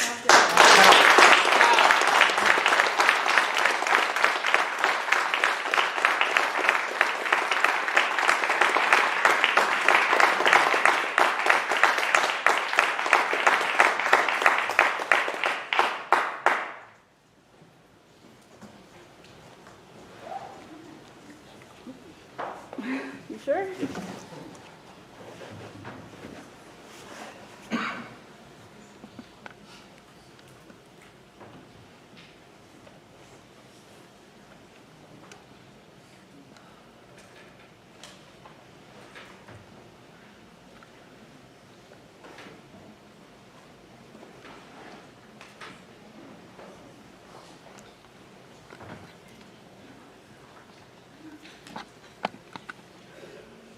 Jessica Mittner, 694 Millstone River Road. I'm hoping that I can keep it together long enough to advocate, not only advocating for my 2 children, but also for almost about every child in this district, because I am a school bus driver, so I have not had them 20 at a time. I have them 50 at a time, 6 times a day, and have really built relationships with them over long periods of time. I moved my children here because I admire the job that these well people are doing with their children. They're kind, they advocate for each other, they help each other out, they love each other, and it's genuine. Our kids don't need all this extra stuff. I think that it's only going to cause more division, more frustration with the parents, and I think that the parents are doing an excellent job at being inclusive. I think that I addressed when I didn't feel that my son was being inclusive for his situation, and it was not held professionally, almost mocking, like if I was the ridiculous one. I don't have anything against the way that any person decides to live their life. My parents migrated here. I was born and raised here in this country, and this is why we are here, because we wanted the freedom, religious freedom. We wanted the freedom to raise our kids and to teach them And that's my job as a parent, is to do that. And I really do think that this education and the things that, even with the gender and with things that you're trying to bring in the future, it's crossing those lines. And I respect fully your jobs. I respect what you do, what the teachers do, and your whole education system. Your students are very brilliant. They're all great. My kids have fit in perfectly here. They're very happy here. But with that being said, I just want to be able to take my job as a parent back, because I don't feel that I'm being heard. There hasn't been any clarity. There is no response to my concerns, which are genuine. And like I said, they're not just for me, they're for all the children. I can't tell you how many times, especially for my village and my orchard kids, I pick them up, I see them in functions. I went to their fun day last week, and I had to step out a couple times and cry, because I just am nervous for the consequences, and that we might break something that's not broken and that doesn't need fixing.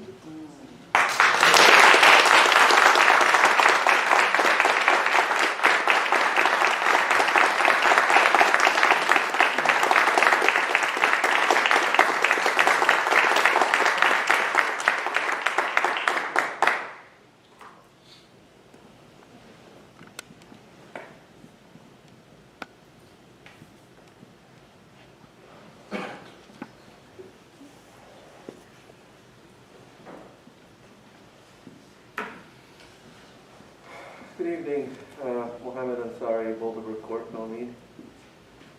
So, just have a couple of thoughts. I don't really fully understand how the school district works or how the whole education system works, right? So I'm new to this. I'm trying to get a grasp of the intricacies. And so I thought I'd just come up and ask a couple of questions, because I was a little bit confused when I did see that email invitation to yesterday's event. And it took me a while to figure out, is this a school event? Is this a private event? Who's sending this email? Who's organizing this email? Who is the Montgomery Township Education Association? Is that part of the school district? Is that part of the school? So I think it would be beneficial to people who don't know, what is the relationship between the school district and MTEA?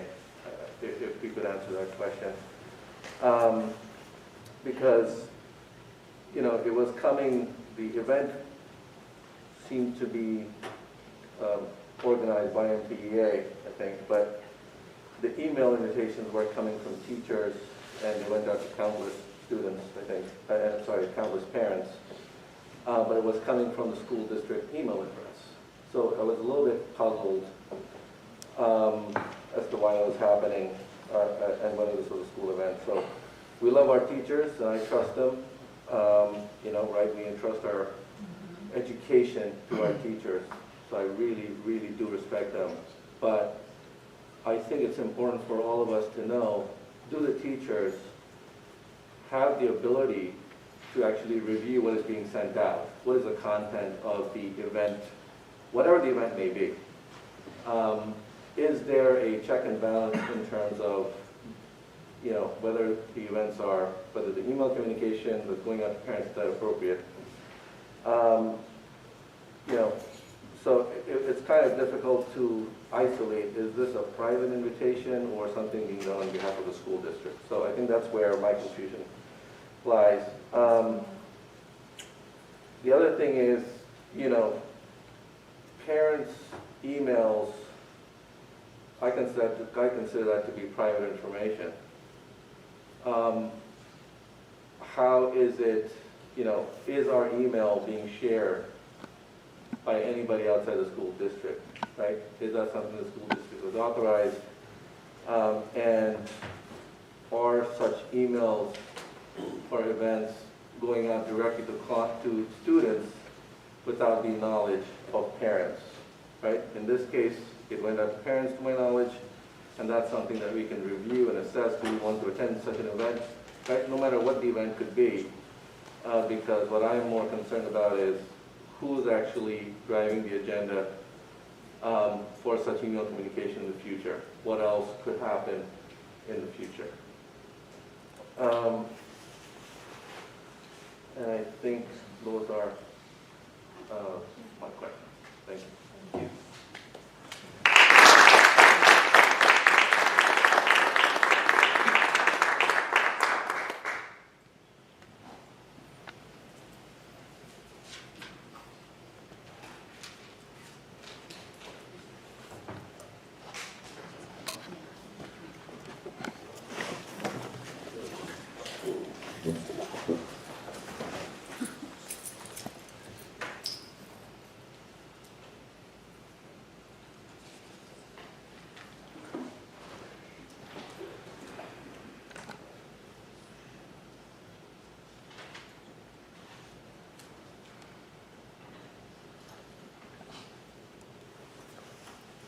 My name is John Mittner, 694 Millstone River Road.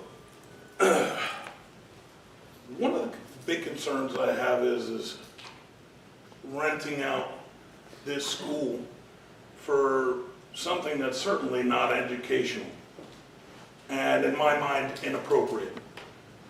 Because I bet if the NRA came in here and asked to rent that school, you would have told them no.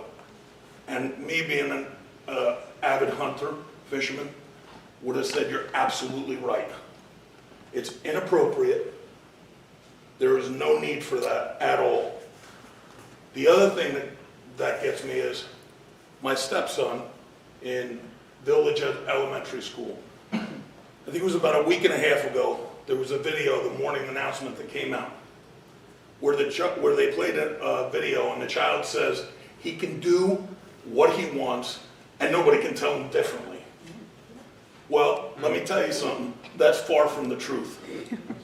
Because if you let them have that idea when they turn 18, what exactly is going to happen? They're going to think they do what they want. They either hurt somebody, they go to jail. That's inappropriate, you don't do that. The other thing is bringing in, I could be a boy. Mr. Mittner, I'm sorry. Yes. Can you go back to the video? I want to make sure I understood you correctly. Yes, there was a video for Village. It was a morning thing they do every time. The VES news, yeah. Yes, that's right.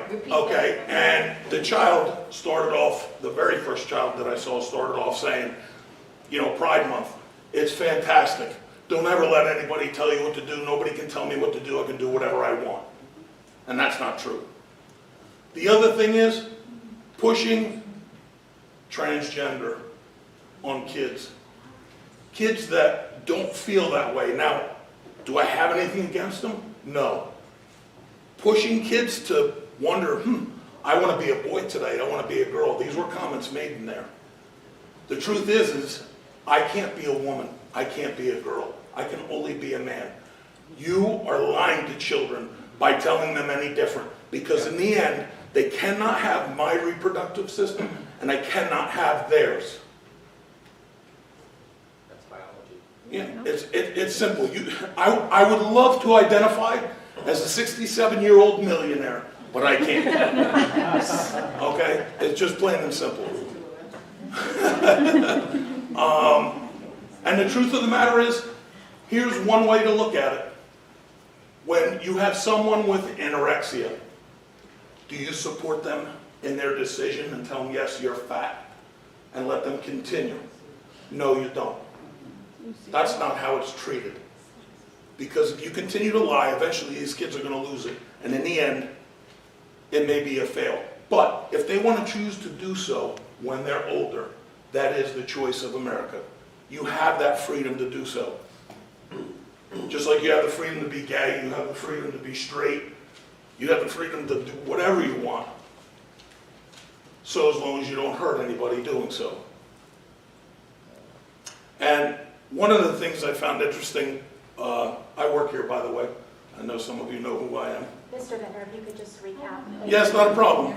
Is one of the guys I work with, a friend of mine, his son came home to tell him, my body, my choice. And that's a political statement that's being to a kid that's in Orchard Elementary School. Okay, that kid has that mindset. And people can say what they want. I told my kids, and I have a 14-year-old, and I told them the same thing, until you're 18, that's my body and my choice. Thank you.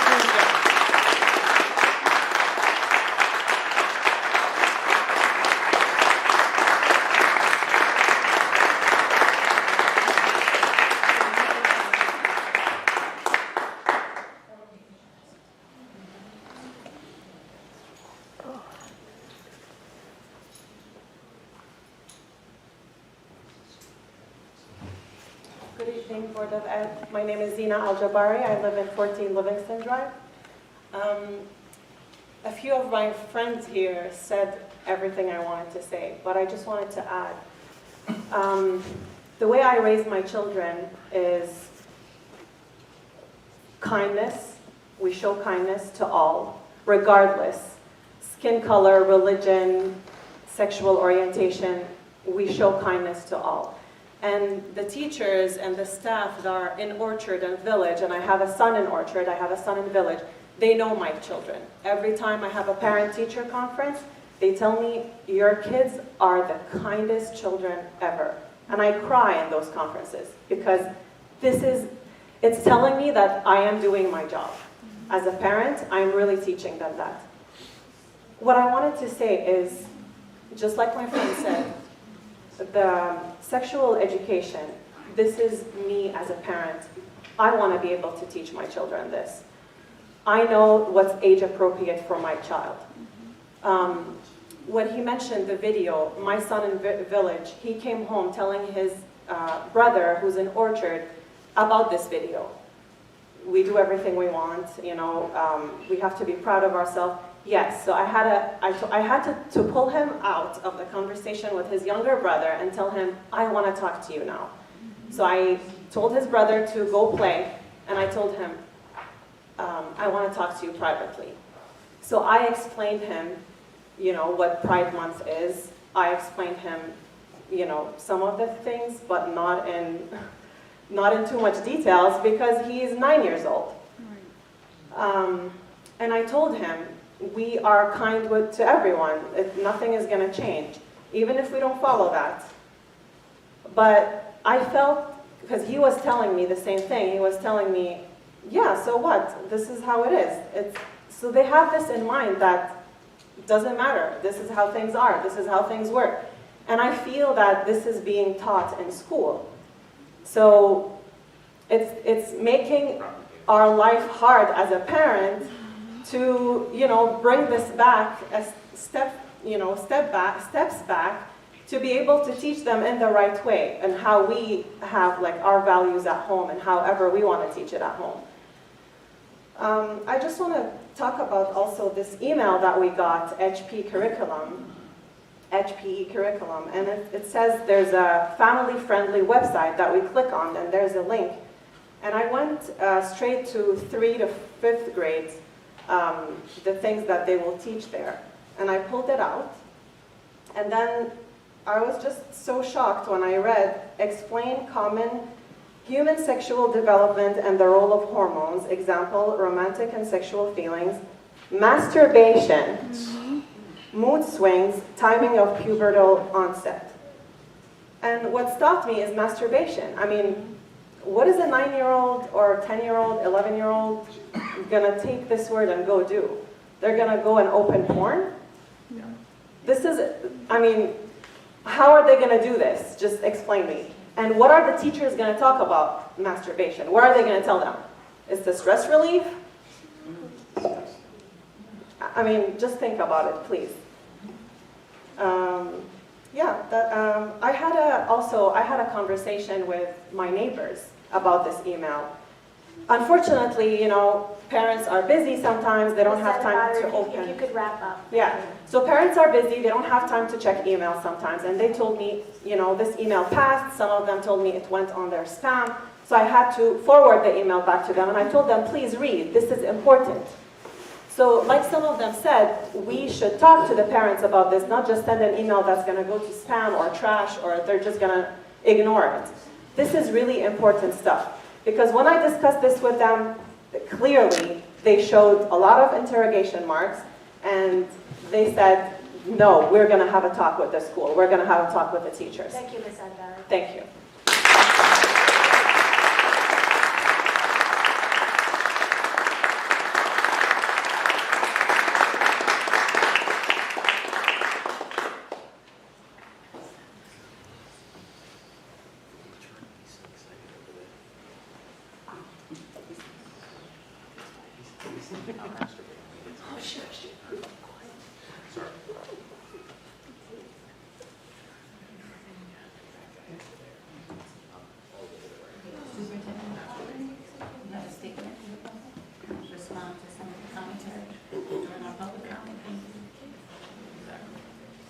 for mentioning that email.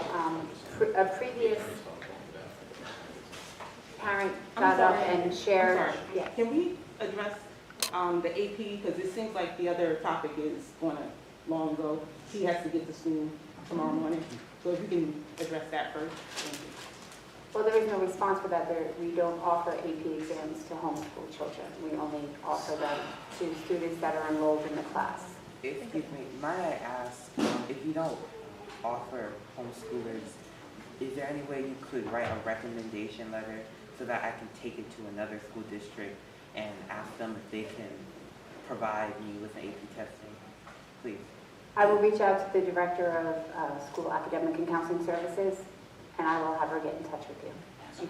Okay, so I need to know when, but I also, I'm not going to keep up too much of your time tonight, because if you read what you created, it's not clear. It's talking about only Montgomery High School students, not homeschool. So if he did provide you a copy of it, if you can take the time to review it and understand what you wrote, because it doesn't pertain to homeschool, which is a different type of learning. So you have the district and you have homeschooling. They're still a part of your district. They're still a part of your township. So your letter doesn't speak to homeschool. It only talks about your high schoolers. Okay? Yes. All right. Still paying taxes. Yep. We are, yes. It's discrimination against homeschool. So if I can also put there, your surrounding school districts, does have a call for homeschoolers to take the AP course along with your high schoolers in May. It's not an additional curriculum for homeschoolers. It's a part of their curriculum. There's a difference. If you reread your letter, it's a difference. Think about it as inclusion. Yes. You know, like use it, preach it, do it. And I'm sorry, when will we receive that information back? I will have to reach out to you tomorrow. Okay, because it took you 6 months for me to get a first response from Corey Gaylord. But thank you for your time this evening.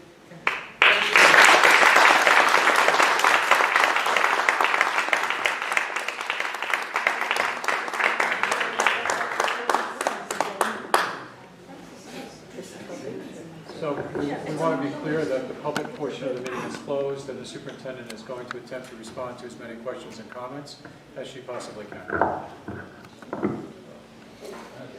So the topic of the health and PE standards came up first in a public board meeting at the April meeting. And as promised, an email did go out with family-friendly links and discussion about fall family night. And it was very clear that, we have the autonomy to select materials, design the lessons, and select appropriate examples in order to meet each performance expectation. So that email did go out with links as promised in April, because I heard that somebody said they didn't receive it. We have autonomy. Who's the we? You said we have autonomy. So again, the public portion of the meeting is closed and the superintendent But I don't understand Ma'am, the the answer. public portion of the meeting is closed. The superintendent is going to attempt to answer the questions that were raised by members of the public. She should And I would appreciate- Explain it, and I would- explain it, elaborate. I would Who is appreciate, we? Elaborate. I would appreciate it if you would extend the same respect to her that she extended to you. I would appreciate if you would respect us as well. And what about taxpayers? Will you who give her don't an have kids in opportunity schools? to explain? Thank you. Everyone, please, Oh, boy. please allow Superintendent McLaughlin to respond to as many of the commentary, including your inquiries that were presented here during the public comment. But at this time, the public comment is closed, and we ask you to respectfully allow Ms. McLaughlin to speak at this time. Thank you so much. Thank you. So it was stated that no information went out, and I just wanted to clarify that yes, information did go out with lots of links and opportunities for people to review the curriculum standards, the state standards, and we also talked about having the discussions in the fall, and that we would send details as it came closer. This book or correspondence that was shared is not a district at all. I don't know anything about this that people were reading from. This is not affiliated with the school district at all, and I just want to make that clear, that this correspondence that was passed around and spoken to and read out loud is nothing that we have here in the district. This text Yeah, the has text, not been approved by the Board of Education. the one that people kept reading This from. text is not a part of our We don't know course what's, we don't know curriculum. what's in the curriculum, that's the problem. Because it's not created yet, so we're in the middle of writing the curriculum. How we still made that up, that's all. Mr. Vecchione, if I I may, apologize. Superintendent McLaughlin, thank you so much. That's my bad, I apologize. Yeah, so the curriculum development is an ongoing process throughout the school year, and as public institutions of learning, we utilize those summer months in preparation for that upcoming school year. And if I recall, I'm not sure about the accuracy or the veracity of the context of the Montgomery News in its quotation of Superintendent McLaughlin. But if I recall at the meeting 2 months ago, I think it was in April of 2022 that you attended, Superintendent McLaughlin was clear in her statement that she would follow up with communication to the public, which she did. And then it is during the summer months where the curriculum development around these standards would take place.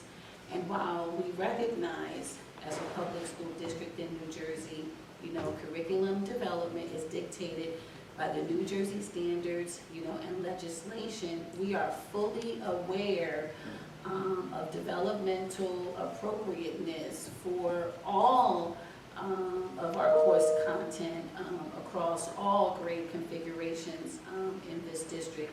And we would communicate to the public during the summer months and invite, input and feedback at that time. That is my recollection of what took place at that April meeting. So continue, Superintendent McLaughlin, please, further. So we will continue to communicate with the parents. We promote the parent-teacher communication. There will always be guidance sent out ahead of time with topics from the teacher about what's going to be taught.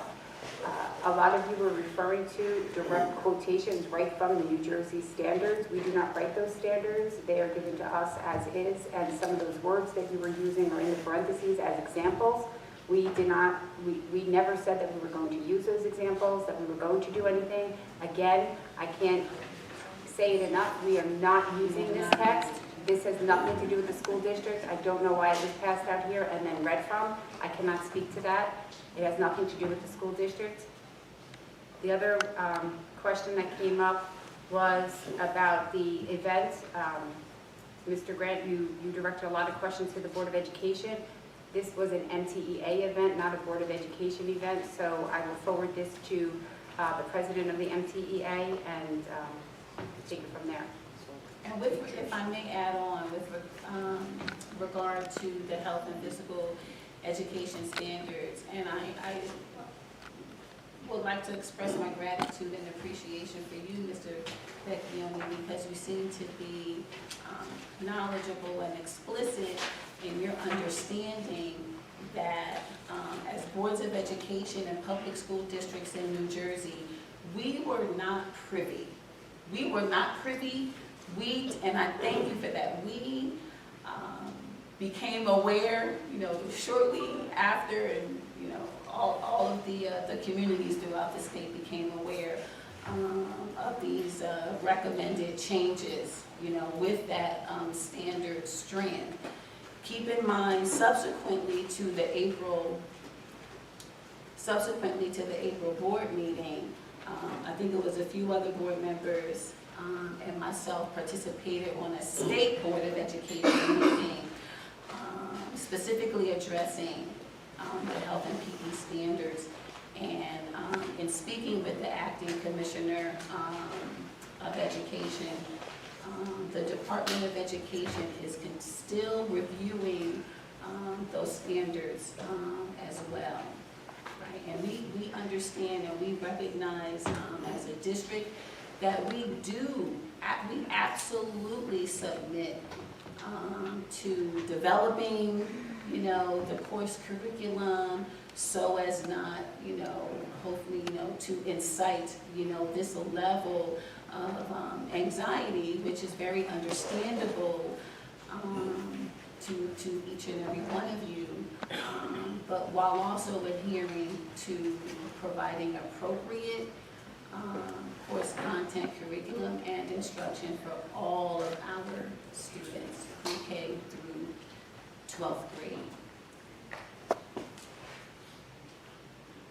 Word salad.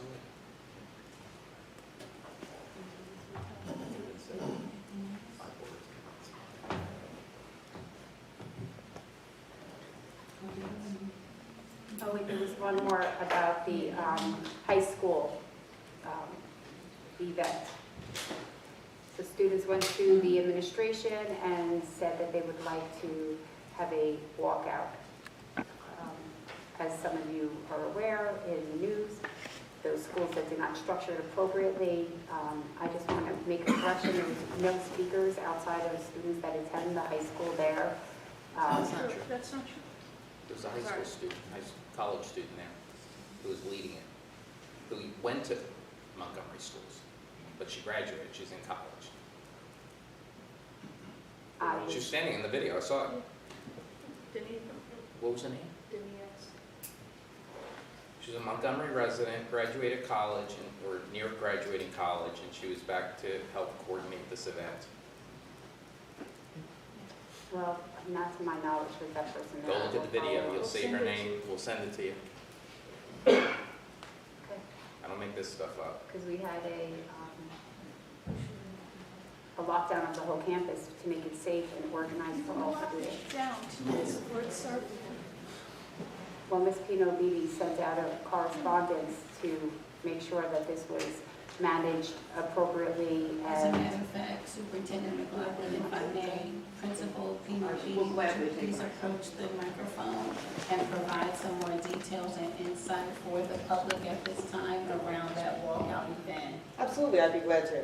Good evening, members of the board. Good to see you again. Much happier earlier, celebrating our retirees. Name, High school address. principal. My name is We don't Heather know you. Pino-Beatty, principal of the high school, Mr. Horn. Oh, I'm glad you In know me. regards to Send a the friend. high school walkout, I was approached by a group of high school students looking to advocate for their rights to freedom of speech. They notified me that they will be... What were their names? They notified me that they would be walking out of the school regardless of support and looking for what the behavioral consequences would be for their behavior. Their intent was to march down 601 in the front of the school building, which we deemed to be a safety concern. As you know, we have a duty to create the space for civil discourse for our students. We ensured that we would create a space where students would have the opportunity to exercise their right that they would be doing regardless of our support. At no point did any member of the Montgomery High School staff take a side in any relation to any issue that our students were speaking about. We had a large group of students that organized their peers. We created a space on the football field to safely express the opinions of our students regardless of where they stood on the issues. We had a large portion of our student body choose to walk out. We did allow them to walk out without consequence if they chose towards the end of Block 2 and then carry that into unit lunch. We reappropriated our staff at this time and made sure that we created a space, one, where no student would have any physical interaction. As we've seen from the news nationwide, that was a consistent problem that we had hoped to avoid for multiple reasons. Two, we made sure that our students were well-versed in laws that were pertinent to keeping the safety and security of our building in terms of how they would interact with each other, ways that they were permitted to speak and not permitted to speak to each other.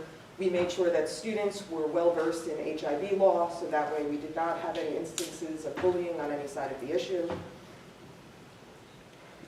And then we allowed our students to create the discourse that they were looking for. In terms of permits, we do not need permits to use our space. We used our space within the appropriate means of our school building and did so with the appropriate building use that is overseen by our administration. This fit into our school day. It was well managed by our staff. And quite frankly, I was proud to see our students go ahead and support each other wherever they stood on the issues. In terms of funding, there was no funding for this event. This was a student-led event. There was no specific club or activity that led this event, but rather civil-minded students that are abreast of the news and advocating for what they believe their rights to be. It's not my job to take a stand on where those rights are. It is my job to create an avenue for civil discourse for our students. Am I missing any questions? Outside people? There were no outside people present the entire time. I was on the football field for the entire time of the speech. I actually know who all the speakers are. Unfortunately, I will follow the law, and I will protect our students' rights, and will not name any student that is currently enrolled at our high school, because that would be inappropriate. And that's why there's no need for a permit? That would be correct. We did enlist the help of local law enforcement as we work concurrently with them daily. We did feel the need to secure our building and make sure that we did not have any additional outsiders come in. Parents were permitted to come and go from the building as they needed to pick up kids, visit the nurse's office, drop off lunches, and other things that are part of our normal operational school day. We had school safety specialist Wayne out on the field with us, as well as several police officers. We had Assistant Superintendent Damian Papa, who came out to the field. Members of the board office were out on the field as well. And I don't think I'm missing anything else. In terms of, I know there was a question in terms of the signs that students created those signs on their own. We did not provide materials for them, and students have a right to do that. I will say, So is there, would you connect that, Ms. Pino Beatty, and I'm going to ask at this time our board attorney, help me out with this.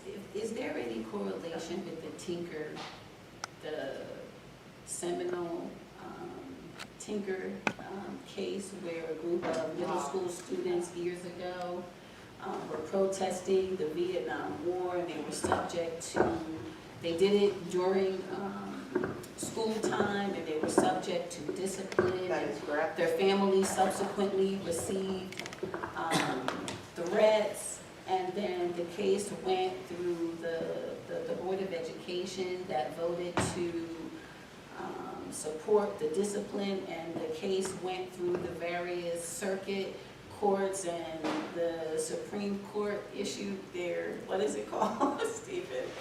Their rules. Stephen, I'll let you accepted speak the to case and ruled that. Thank you. If you could continue that. So you're I think there's some correlation here. So you're correct about the case. The Tinker case is a seminal case that deals with students' First Amendment rights, and students are permitted to exercise their First Amendment rights. In that case, they were wearing black armbands. Yes. And the administration felt that the wearing of those black armbands was potentially interfering with the educational program and could be provocative and insightful. And the court set the standard for when a student's First Amendment rights can be abridged. And the standard is that where the conduct interferes with the health and safety of the school or presents an imminent danger, that their speech can be restrained. But in the absence of that, and as long as it does not interfere with the educational program, they can exercise their free speech rights. So their rights are not absolute, but they also are not inert. They are permitted to exercise those rights as long as it doesn't interfere with the operation of our schools or present an imminent danger to the students or staff. So going in line Was with this a disruption to the school, and was there an imminent danger to anyone at all, Ms. Pino Beatty? No, ma'am. This was a peaceful demonstration where students felt the need to exercise their voice in a manner that was safe and how they believed to be productive. What we did interrupt would have been a disruption and an imminent safety risk, as students choosing to march down 601 or on the front lawn of our school would have created a imminent risk to life with passing by cars and other things. I do also want to note that we modeled the same format that we used in 2018 after the Marjorie Stoneman Douglas school shooting, when our students similarly came to us to express that they would be walking out. I'd like you to know that it is always our hope that our students do not walk out. We hope that they're going to exercise their civil discourse in other ways. I can tell you that this was not the most enjoyable day to manage from a building perspective. But in 2018, when our students were faced with a similar moment where they felt the need to express their rights, we created the same safe space. We shut down our campus, albeit differently. We learned a little bit of a different lesson and felt as though this time we could really shut down the back of the school building in working with the police and create safety for our students so that way they can travel to and from Cougar Stadium without the movement of vehicles, without any individuals on our campus that wouldn't belong there. We do have quite the open campus, which is often hard to navigate with cars coming in and out of multiple entrances. At that point in time, we learned a different lesson where we did have a small interaction between two different sides of an issue. So this time we were able to manage it better and create a safer space. I believe in having constructive conversations with members of our student body, especially those members that were vocal on social media platforms and explaining to them HIV laws, as well as other code of conduct laws. We were able to mitigate any risk to our students. The school day resumed promptly at the start of third block, and I can proudly let you know that we had 0 students late to third block that day, which is almost impossible. Quick question. Yes. So were there opposing views there? You said there was We did have students that we didn't have any students, so we set up microphones. What we chose to do is on the 230-yard line markings, so 50-yard line dividing. We didn't name one side or the other to any view, and we didn't funnel anyone to one side or another. The only reason we would have funneled anyone in any direction would be if we had witnessed a similar interaction to what we had witnessed in 2018, when we had students that were interacting on a somewhat physical basis, and then we had the need to separate them. So students from both sides came together. Students only spoke on one side of the issue, but again, that's not something that I can control. My job as a school individual when it comes to reproductive rights is that nobody will ever know where I stand. Thank you. Thank you, Principal Pino Didi. This is a unique situation. Unlike many other elected offices, as board members, this is a volunteer residency, one that we take very seriously. And although individually, we certainly subscribe to our own political ideologies, but on the record, those political ideologies are not recorded. And it is the hope that while we recognize practically they may influence one's conscience when there is submitting votes, it's not to be communicated and recognized in our record of how we perform our function as a governing policy, making unit. So I'd like to move on and share with the community that based on the communication with the board, it appears that the community felt the read aloud or the story time by the drag queen Harmonica Sunbeam or Sunbeam Harmonica last night was a school day learning curricular activity, and that is disinformation. It was not a school day learning curricular activity. It was an event sponsored by the Montgomery Township Education Association, utilizing their own organizational funding, and was optional for any committee member. Extracurricular activities are not mandatory and are not generally subject to the legislation and state standards like the school day curriculum. Children and families and other community members typically enjoy extracurricular activities such as the story time, such as our athletic events, award celebrations, and more, because there are fewer limits to experiences of children and staff and parents, and they just promote this further, pragmatic learning and socialization skills and others. So while we're in this unique opportunity here, I would like to invite any other board members at this time that would like to share their feelings, thoughts, or perspectives with our public, because as I look out, I just see so many of you, and thank you for continuing to question the Board of Education and its role. We really appreciate, hold on Board Member Burris, we really appreciate this opportunity.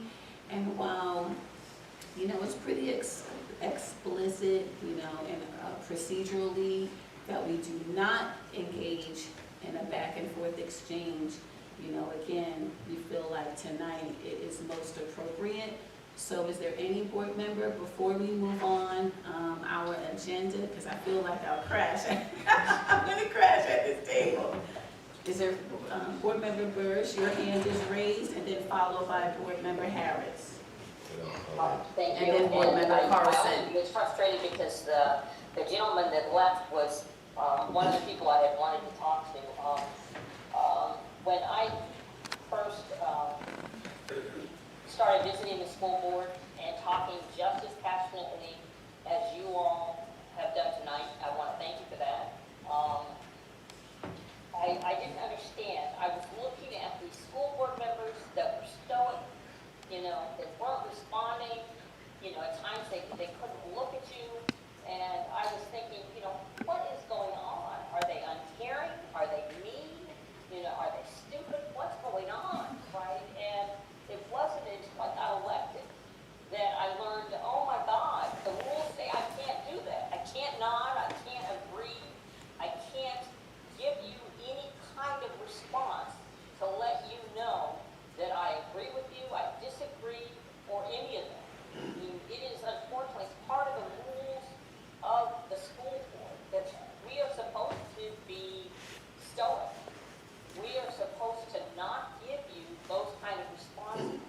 So it is not that you have 9 people, I don't know how many are here right now, but you have 9 people who care deeply about this school, right? And that's why we are volunteering, I can't even tell you the number of hours, right, to try to help and make this place better.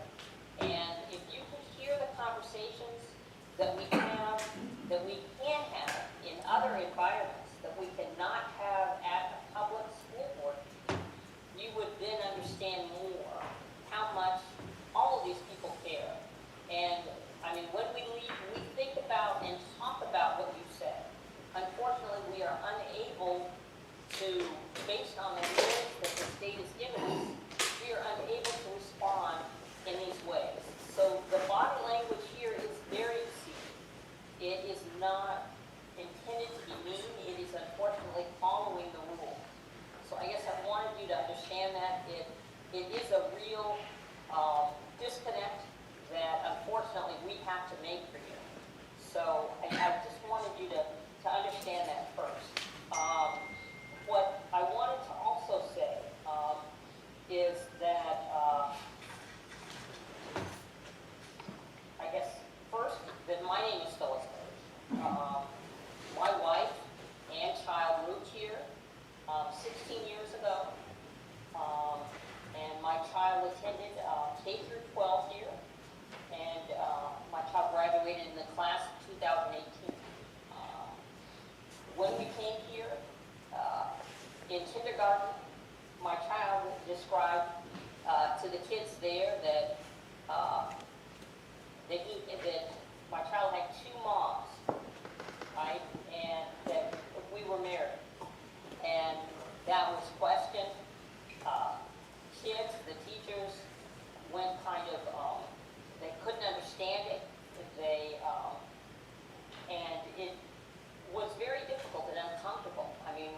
come and talk about it. So we're willing to talk to anybody about our life, our life, our family, the issues of being a lesbian and out in this environment. I learned there were more people, but it was hard to find them. But I will tell you, it was hard on myself. It was very lonely. There was very little support, and there weren't books or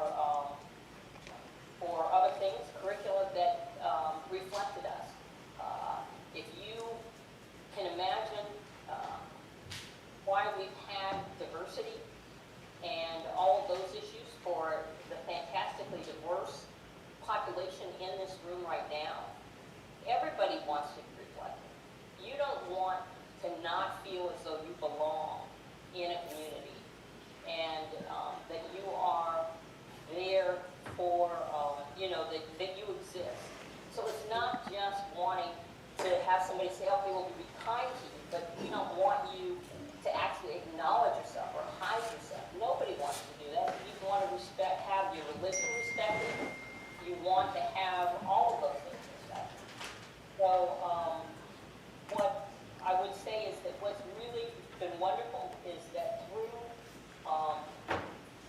what happened, we have learned that a lot of students have been damaged by a lot of the stuff and the way that society has changed. We have come to a point where we're very proud of our diverse staff, our employees, our administrators. I wanted to say that I'm very proud that our school has responded to the needs of the students and staff and community and the new laws on diversity and inclusion. I think that the MTA teachers have become very caring about trying to help and work for these things. They've embraced celebrating differences, and this is just 1 month of Pride, right? Each and every month, all year, they have celebrated every different group of people. And you may not have known that, but they did that.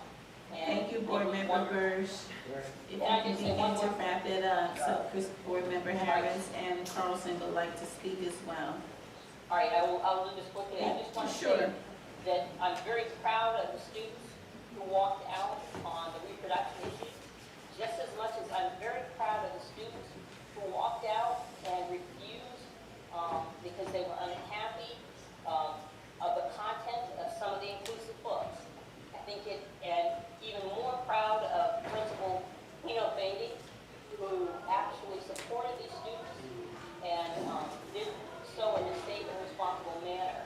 It is key that all of our students, that we create thoughtful thinking kids that can question things and learn about things. So I think we should be proud of our students and proud of these thoughts and the fact that we are exposing the world to, our students to the world, and that you all as caring, gifted parents can help guide them as to how to think about this.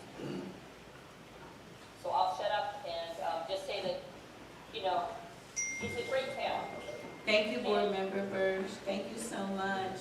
Board Member Harris, please. I'll make it quick, but I just wanted to say, I think it was appropriate that Phyllis did mention that we all sit up here and it's true. You can't read our bodies, you can't read what's in our minds. And you guys can make your assumptions, but we're all here as volunteers, as Zelda said, Madam President. And we're all parents. I'm a parent, I have little children, so I'm volunteering because I genuinely care. We all care for our students and our children. It makes me emotional. Doesn't take a lot to get me to cry. No, but I'm a parent and I genuinely care for all these students. I'm a teacher as well. And I know we teach our kindness, and that's something that at home we encourage. And we want all these students to be happy because we don't want, our priority basically is the students. And that's, I think, the best way to sum it up. We want our students safe, we want them happy, and we want them to, their social emotional well-being, to be where it should be so they can learn. And I just wanted to make that reminder that we are parents and we do care. And we are listening to everyone loud and clear, so thank you. chairing.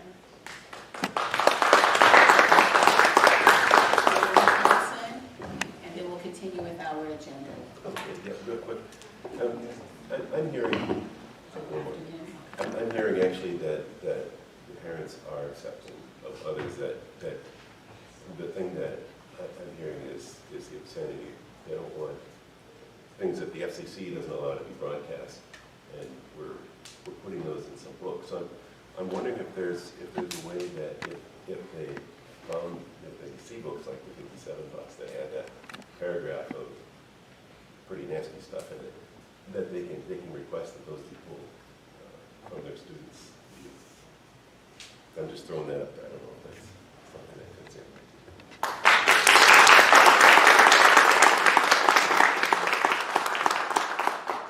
Board member Spence? Yeah, I just want to reiterate that the board takes the comments that are made at the board meetings very seriously. So don't assume that nothing is happening, that you're being ignored. So that both on the issues and the comments that were made about the need for communication, we do take those things seriously. There's been some misinformation presented tonight that the superintendent tried to address, especially the distinction between state standards and some examples that were listed as part of the state standard versus the curriculum that the district and the board will adopt. So hopefully that's getting out. I do ask one thing of the public. Please don't presume what my views are. There were comments made that because I'm sitting up here and I'm acting in one way or another, that somehow I'm part of some group. I'm not. Thank you.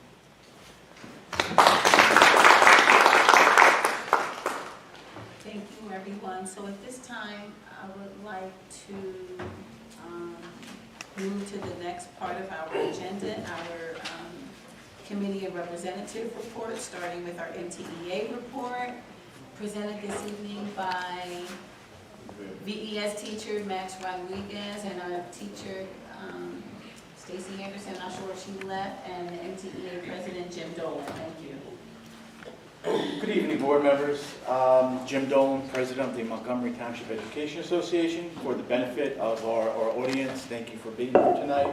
I represent over 640 teachers, paraprofessionals, secretaries, grounds, maintenance, and custodian workers.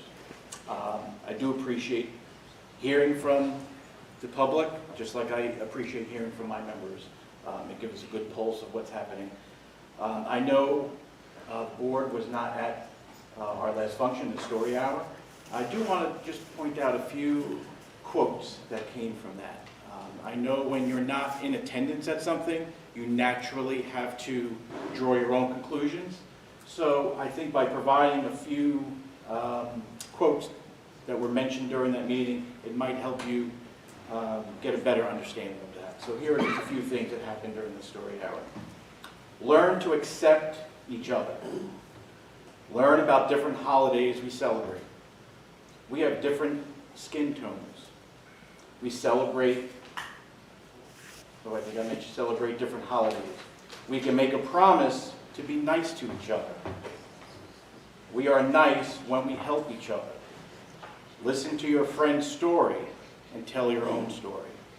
So those are just a sampling of some of the things that were discussed during the story hour. So if that fills in a few blanks for you who were not able to attend, that just gives you a small snapshot. With that being said, I want to thank Madam President and the other board members for their comments already and clearing up, what is a school event versus an MTEA event. And I'm happy to do any of that further clarification if needed as well. But I do at this point, I'm happy to turn over the microphone to our MTA Equity Chair, Mr. Max Rodriguez.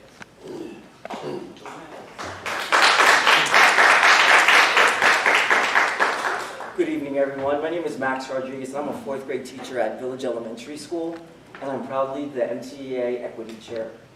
I want to personally thank the Board of Education, our entire administration, and the Montgomery Township Police Department in supporting the in-person MTEA Drag Queen Story Hour paid by MJU funds and grants.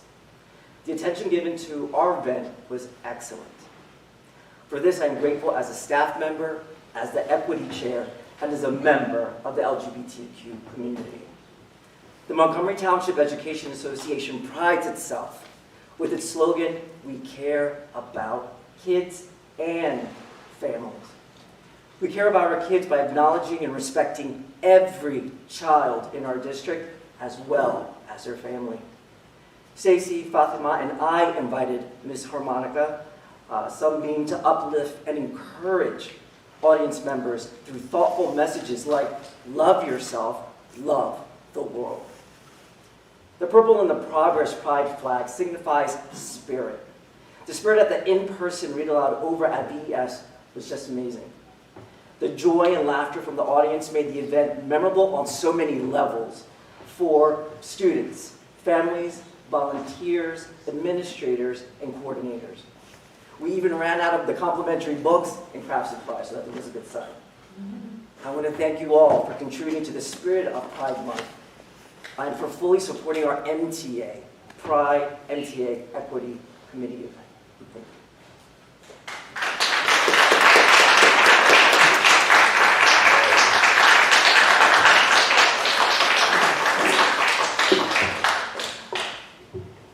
At this time, are there any board member, delegate, or representative reports? Yes. Thank you, Madam President. Yesterday, I had the pleasure of attending the Municipal Alliance of Montgomery and Rocky Hill meeting. If those of you who don't know what that alliance is about, if you have driven around town, you see little signs that say things like, "You are worthy of love," "You matter." That is the Municipal Alliance. The main focus of the meeting yesterday was talking about mental health in conjunction with the Department of our Department of Health. We'll be looking to getting grants to assist, to provide more resources to assist our students and also assist our staff. That's it. Thank you. Are there any others?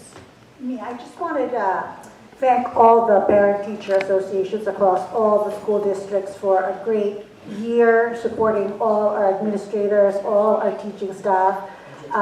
If you are not yet a member of any of the parent-teacher associations, don't forget to sign up, be a member, help and volunteer throughout the coming school year. They do a lot of good work, and it was a pleasure working with them this past school year. Thank you, Vice President Franklin. Are there any others?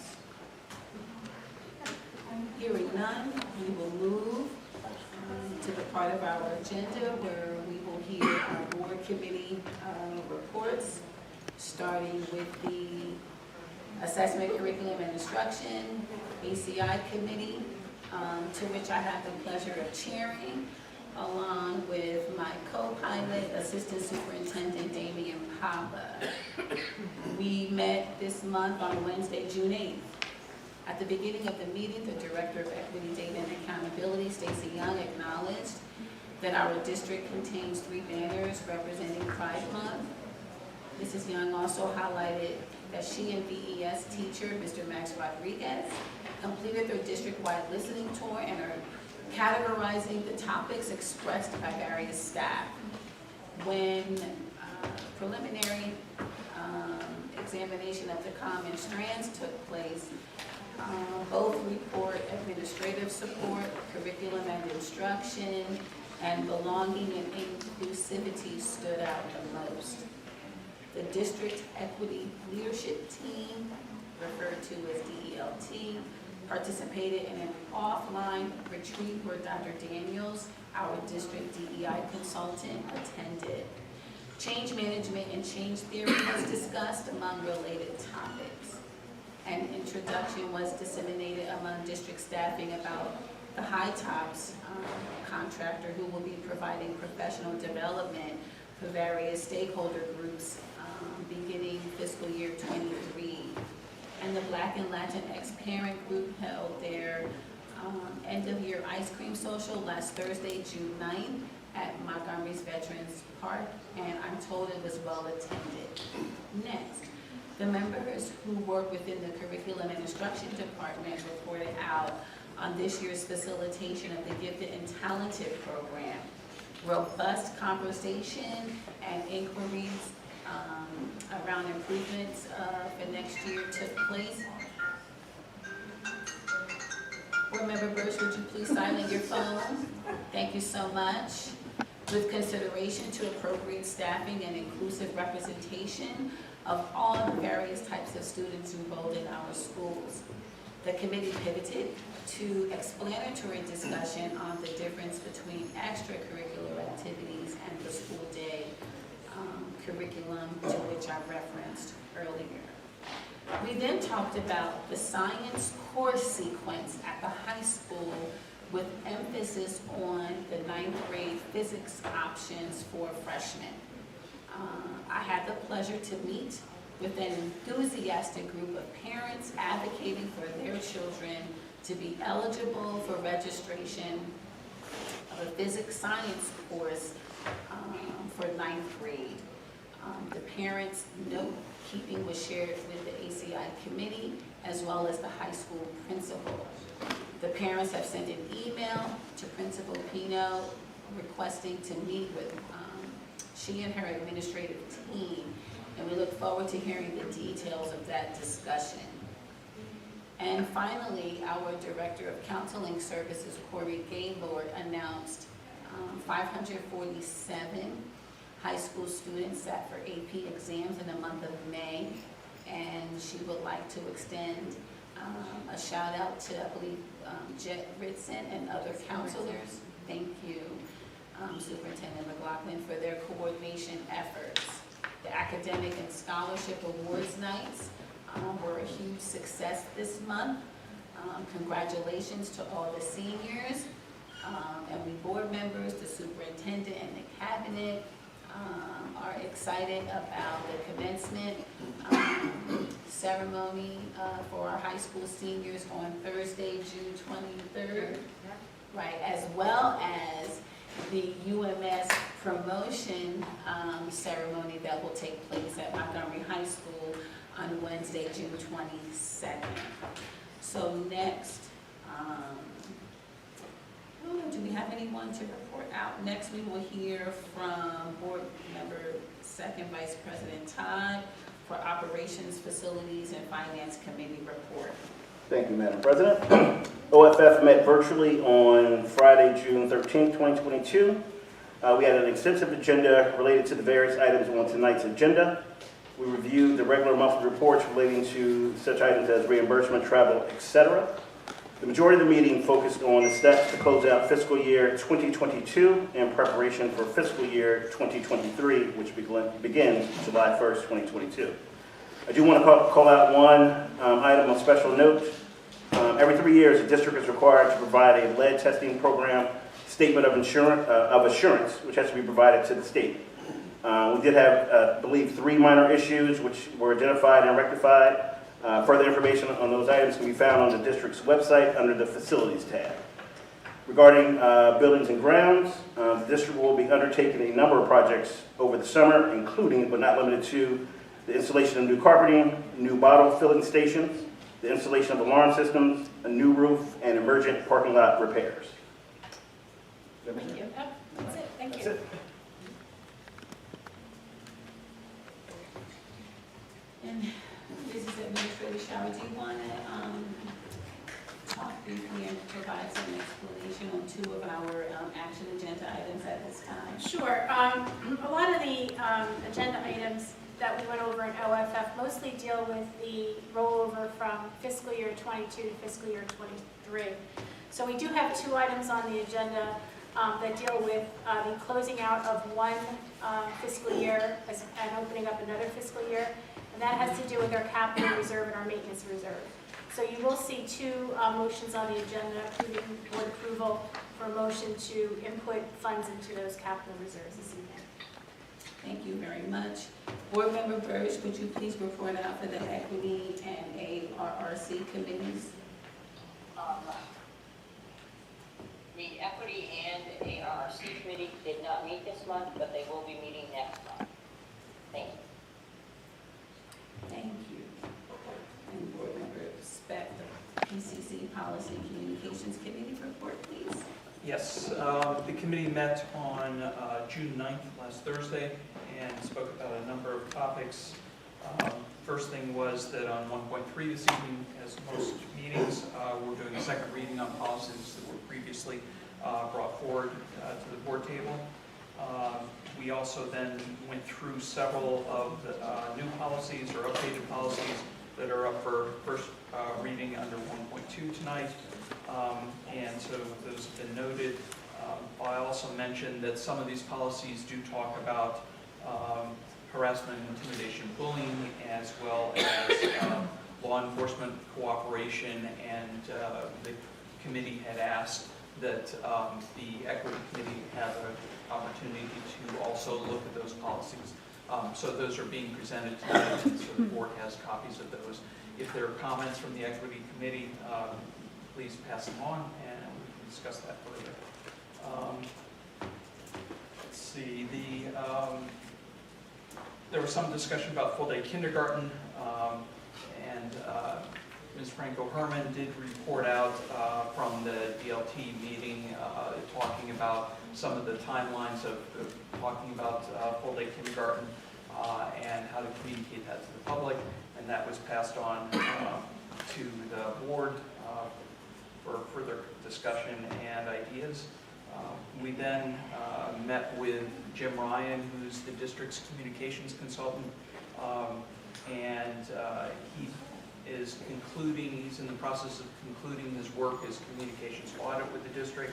The day before our meeting, he had given a presentation that I think ran like an hour overtime with the administrative leadership team of the district, talking about the importance of communication, some of the key communications principles to be for effectiveness. And so I think that was well received by the administration. He then presented to the committee some preliminary findings that he will be including in his report that will probably be out by the end of June. And so we'll have further discussion about that. That basically was, as I said, an audit looking at where the district does well, some things we can do better, the discussions of the website, as well as kind of, as I said, communication principles. So we're going to be ongoing.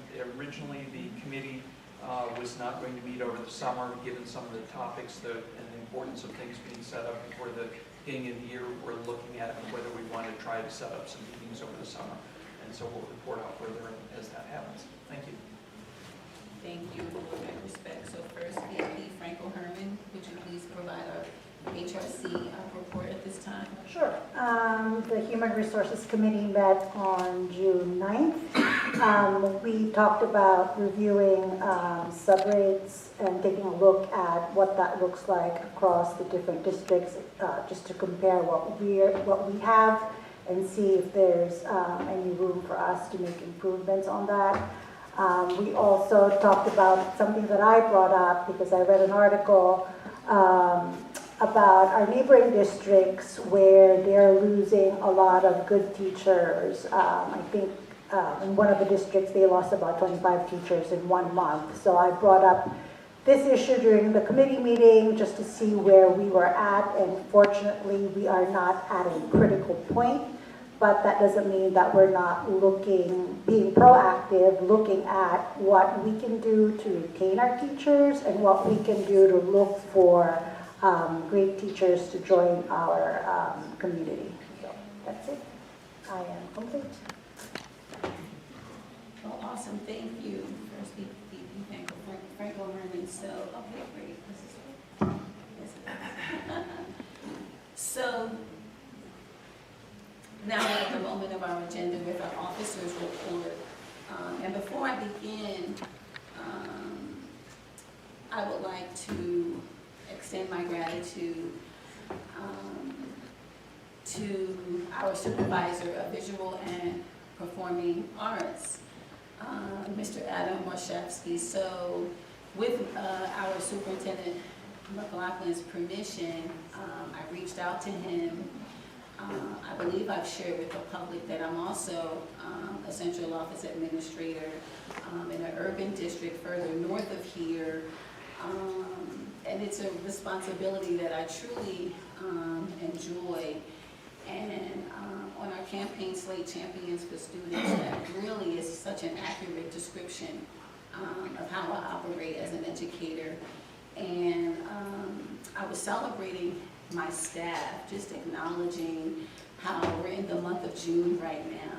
And for all of the educators in the room, we know what I'm dragging to the finish line for the last day of school. This June exhaustion, it is real, but we push through. And as part of that celebration for my own staff, we helped identify 4 of our Montgomery Township students who travel to the district further north where I work. And it was a string quartet, and they performed so beautifully. And the staffing were just so impressed with our students. And they arrived, and they were professional and dressed appropriately in their performance black.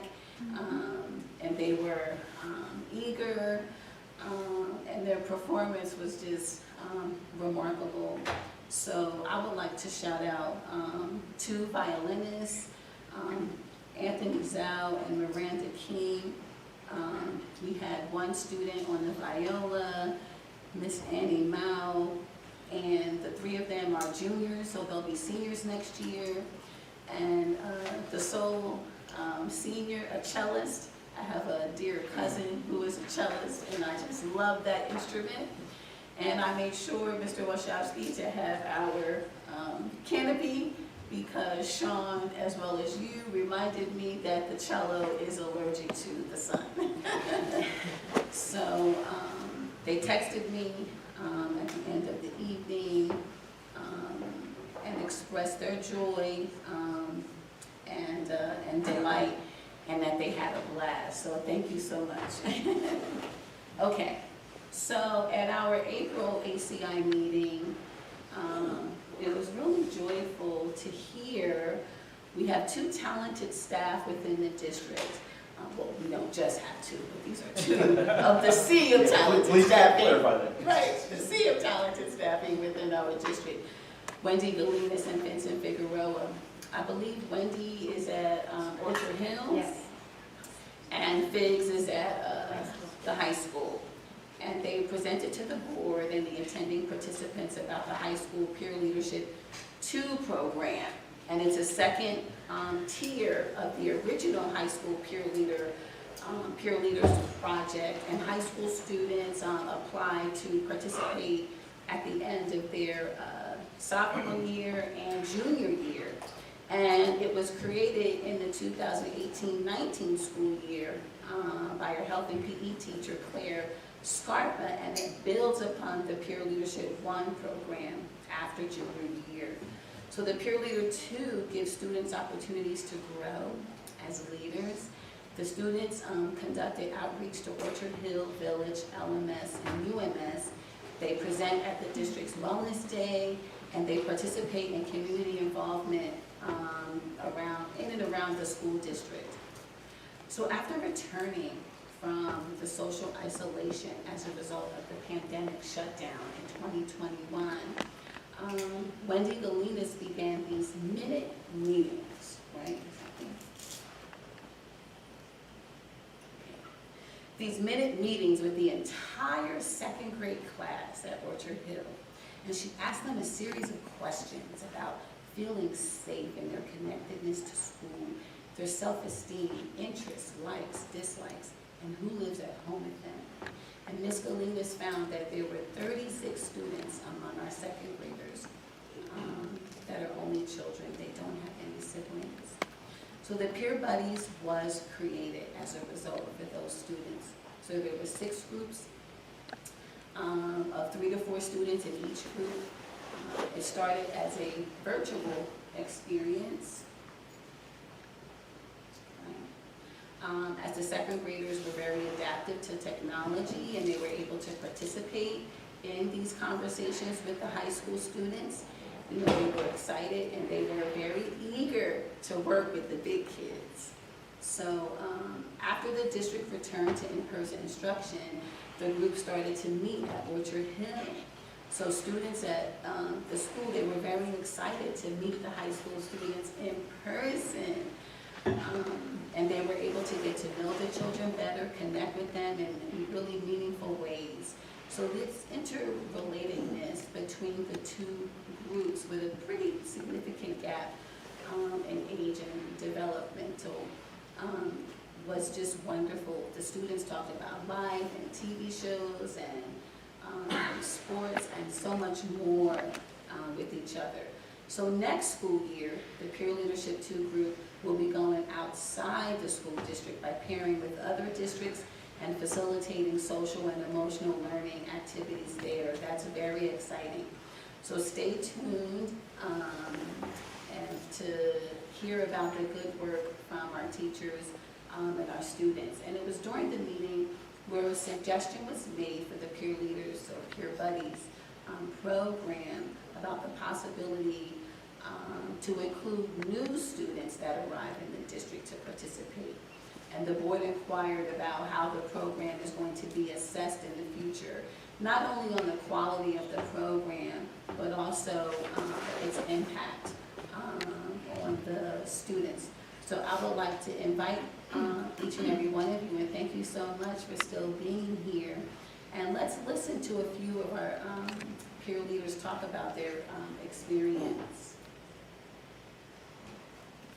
Hi, my name's Elaine. I'm a senior here at Montgomery, and I was able to be part of the Peer Buddies program. And I think it was such a great program, especially for the kids and for me as well. I learned a lot from them, and I loved seeing how they progressed and how they became more open with us, and they were able to communicate better through the program. And it was just great working with them. They're great kids. Hey guys, my name's Ishan. I'm Ethan. Sahana. Viraj. And we are peer leaders who work on the Peer Buddies project. Essentially, one of the projects was to work with elementary school students who don't have siblings. And it was a little bit socially awkward for them during COVID, during virtual learning. So essentially gave them the opportunity to work with older students from the high school and a really fun time working with them. Yeah, I think personally for me, it was a time to spend with little kids, and I felt their energy, and it was a happy time for all of us, I think, and we could also tell that they were a lot happier to be with us, so it was very heartwarming, and yeah. Hi, I'm Jenny. I'm Nina. So I think Peer Buddies was super helpful for both me and the kids that we had the outreaches with, because it was such a small environment that the kids were less intimidated and we were able to connect with them better and they were more comfortable with us. We were also able to communicate with them a lot, learn about their lives, talk to them about high school, and just further connect with them. Yeah. I'm Hallie, and I'm a senior at Montgomery High School. Hi, I'm Brenda. I'm also a senior. And we were both worked together for the Peer Buddies program, and personally I loved seeing the three girls all the time, and it was really nice to kind of open my kind of perspective, because I live with three other siblings and I never understood that only childs couldn't, have anyone to really connect with and kind of bond with, and it was nice to be that kind of person or sister for them.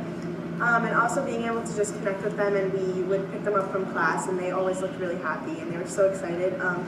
They told us it was like the best part of their day, or they were always looking forward to it. And I think just being there, even like being able to be these like super like cool high schoolers, like role models, was just great. Like to be able to connect with them. Yeah, and it was. Oh, sorry. Can I add something? Yeah. And it was nice because there were three girls, and we had like me, Brenda, Jenny, and Nina, and Arian. But it was nice that we kind of had that girl-to-girl kind of connection, in the sense that they could look up to us as high schoolers, and then obviously as only childs, they could have someone to look up to.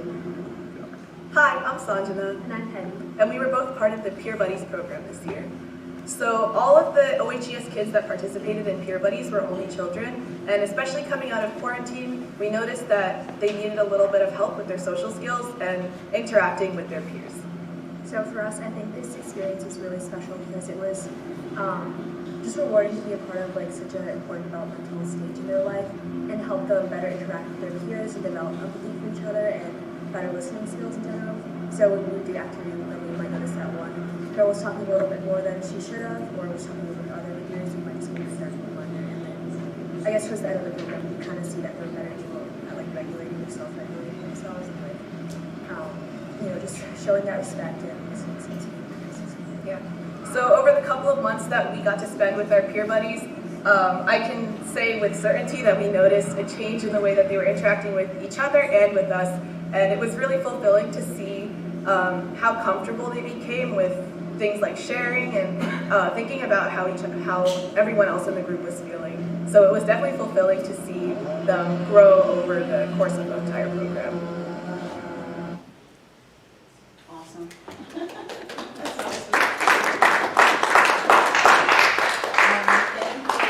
Thank you, everyone. So at this time, we have it appears we have 2 meeting minutes to approve tonight. The executive session and the business meeting on May 24th of this year. So may I have a motion to approve those 2 meeting minutes? So moved. Second. All in favor? Aye. Any opposed?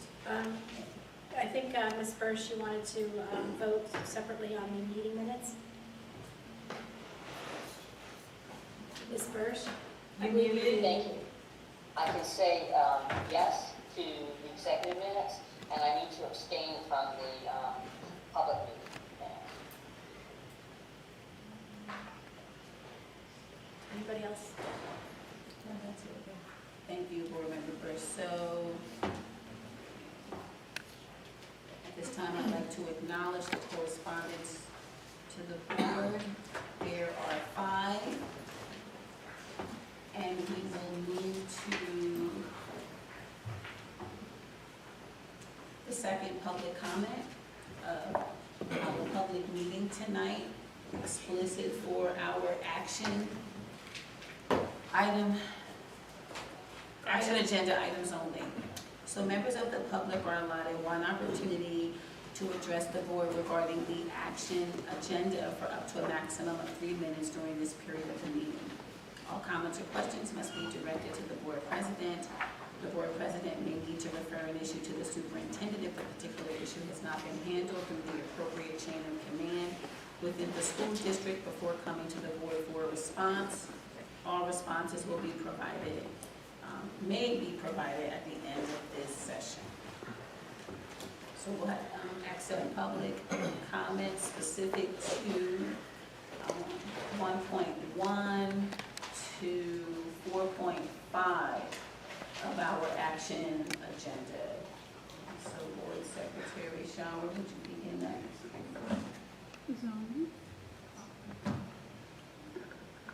Please state your name and put your name in the book for the action item agendas only.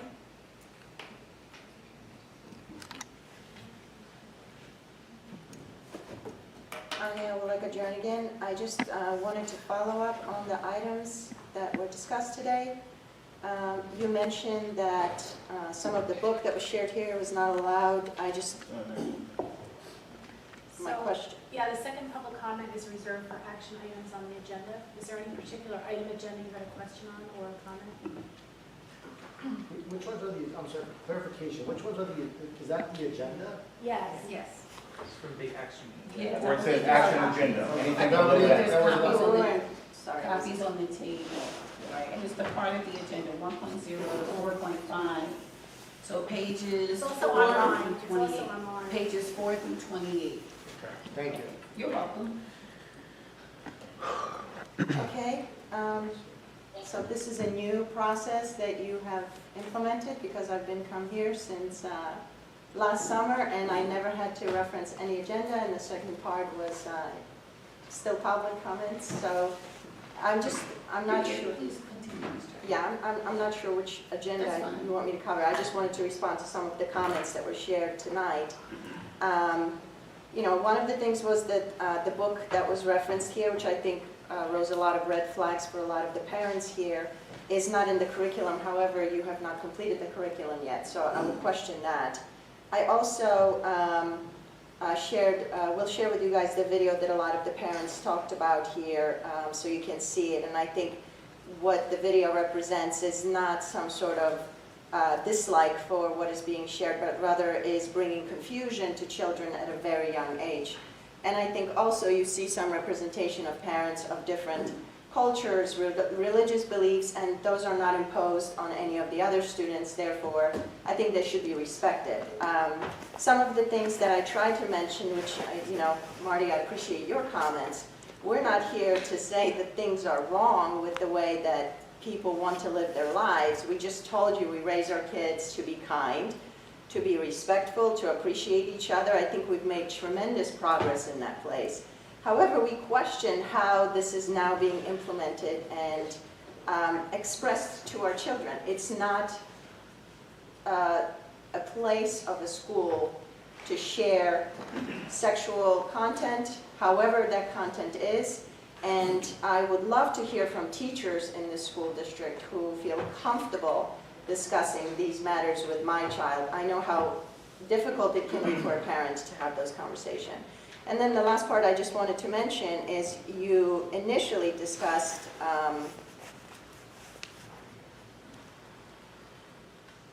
a case that was used as we try to express some of the concerns of using school for certain activities, and this also goes to after-school programs. Once again, we are not against these type of activities taking place. I'm sure many parents feel comfortable with having read-along with all different kinds of characters and impersonators, and that's perfectly okay. I think what we're trying to communicate is that we feel strongly it does not belong on school premises. I've been part of Cub Scouts. I've been rejected to use school premises. I'm not allowed to use school mail. So I'm not sure, unless this is viewed as curriculum, how it would be allowed in the school premises. And then the last part is the case that you mentioned also states that there are still limits on what students can do in public schools. Under the ruling, students can't violate rules that aren't targeted at expression, like attendance policies, as long as their school is applying the rule equally, regardless of whether students have broken them to protest or other reasons. And students can't materially disrupt the functioning of their schools. I don't think this was equally distributed across all different kinds of points of views, which is why in my initial statement I made a comment that it was an opportunity for us to listen to both sides of the student body and have them both speak and be, if we want to make it a lesson, let it be lesson for all. I think some students were left behind, some students left school, so I would question that as well. That's all. Thank you.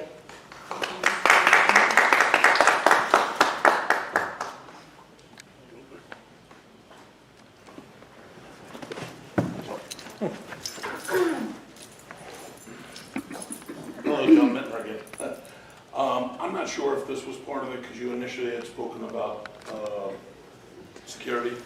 If this is something I can speak on, the one recommendation I would make, I was a mechanic for 12 years. I now work on buildings and grounds as a maintenance mechanic. I also hold my driver's license as a school bus driver. I have to go through a drug and alcohol test randomly once a year. And I think that that would be important to pass on, that teachers and administration should have to go through the same thing for safety of their children. A lot of people abuse drugs. I'm not accusing anybody here, but the point is, people have gone through some hard times. People revert to other things, and at the end of the day, we're here for the safety of the children, not for our own liking or anything of that nature. That'll do it. Thanks.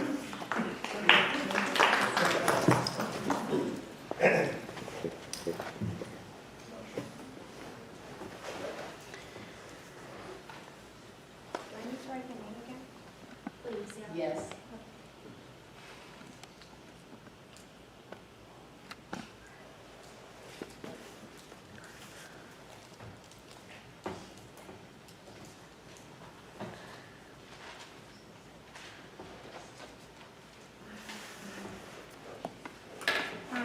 I just had a question. I mean, when the principal of the high school came up and spoke about the protest that happened and, you know, advocating for the kids being able to, you know, freedom of speech and protesting and all that.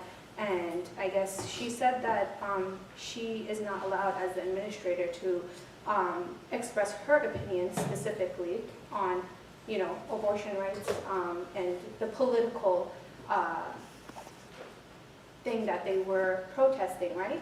So my question is, how come on this subject, she cannot express her opinion, but on matters of personal choice, whether, transgender and, choosing to live a certain lifestyle, how come that, it seems like that's okay for teachers and principals and, school staff to be speaking about to young children, young impressionable children, right? So the thing is that children get influenced, right? So there may be someone who is uncomfortable in their body. They may be having other issues going on, right? This is not to discount that there is no gender dysphoria or that people do genuinely feel a certain way, but at a young age, the world is confusing, right? So, and we cannot expect children at these ages to understand all the nuances of, being female, being male, sexuality, and all of this stuff. So my question is, the teachers, the staff, cannot talk about political matters and express their political opinion. Yet when it comes to this, which obviously does have a political aspect to it and a very personal aspect, why is that allowed to be taught or spoken about freely to children, young impressionable minds, right? The parents should have the right to talk to children about these issues. If their child is struggling with something, they should be able to talk to them first to figure out, well, what's at the root of this? Someone, it seems like children can go to school now and say, I'm uncomfortable in my body, and then a counselor can speak to them about, well, maybe, it's because you're not the right gender, or you're feeling that, you should be a male when you're actually female, and all of these things, right? So that's just a question for me, a really big question mark, why political matters, no opinion is supposed to be expressed, but in this realm, it's okay. So I think that's something that the board really needs to consider, because it's like kind of, there's a double standard is basically what I'm saying. For certain things it's okay, but for other things it's not. And I feel like they all kind of fall into the same category. Thank you.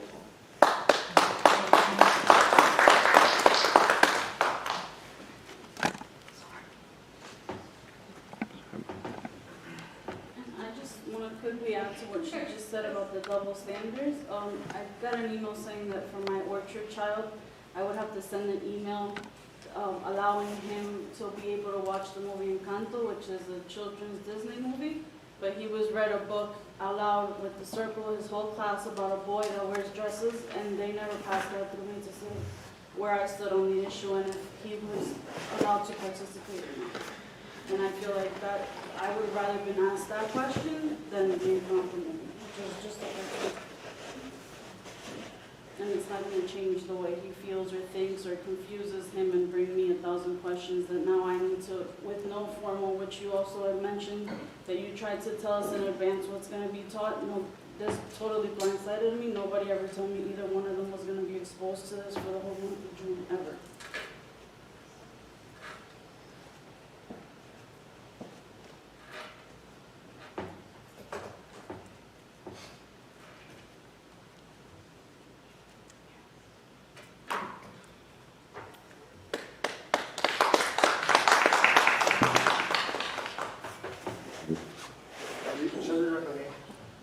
Yes, please.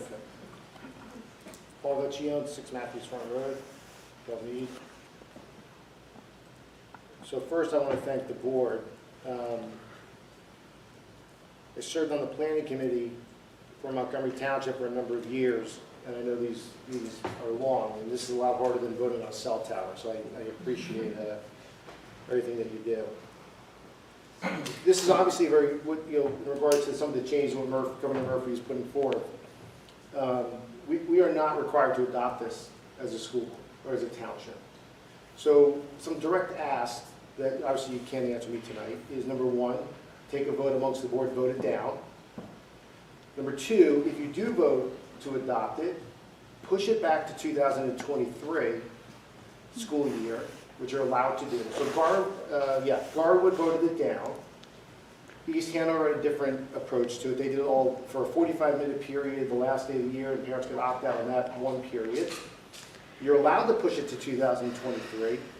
to give fair public comment as to what this curriculum will be, because right now there's a lot of, you could say, I was misquoted, I wasn't misquoted, what's going to be in the curriculum, what's not going to be in the curriculum. We don't know, because you're telling us it has not yet been developed. We're talking about basically about 60 days, maybe, 75 days before the start of the next school year, give or take. Why rush this? You look at the amount of people that are here tonight speaking against what is about to happen. We can debate what's appropriate, not appropriate, but right now, it's kind of, we just don't know what's in this curriculum. Number one, vote it down. You have the ability to do that. You're not, I have a number of family members who are teachers, former superintendents of school districts. This particular issue is not tied to school funding, my understanding. So you can vote this down. So please do that. If you choose not to do that, push it to 2023, which you have the ability to do. Then we can have an open, honest conversation about what this curriculum should look like. Well, as a parent subcommittee, things of that nature, because there's a lot of different interests involved here. But without, I think, either of those approaches, I think you're going to just polarize, this issue will become even more polarizing. Divide the town, divide the school. Now, I know that's not what the school, what you guys want to do. That's, we all live in this town, right? So I'm not saying that that's what your agenda is. But if we don't take the appropriate steps now to slow this down, to preferably vote it down, it's going to become a major, major issue in the school district going forward at the various schools. Thank you.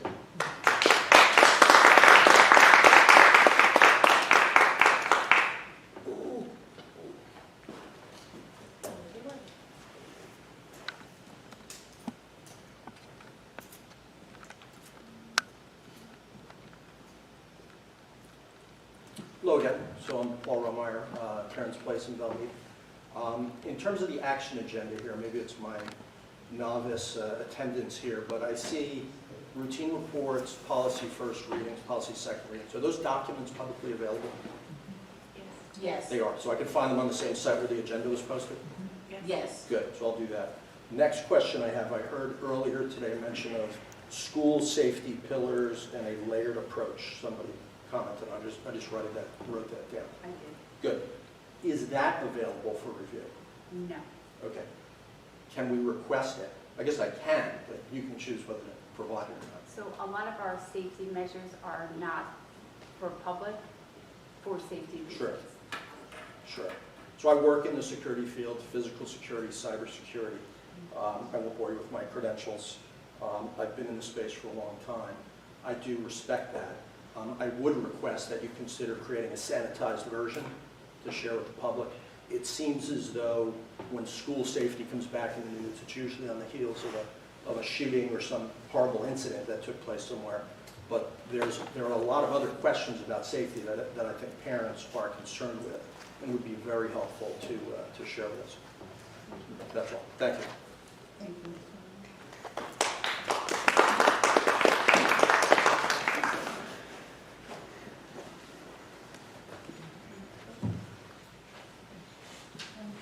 Thank you. So that will conclude our second public comment. This is related to our action agenda item. I promise to be brief. I'm Carrie Ann McGeary. I'm at 17 Brookside Drive.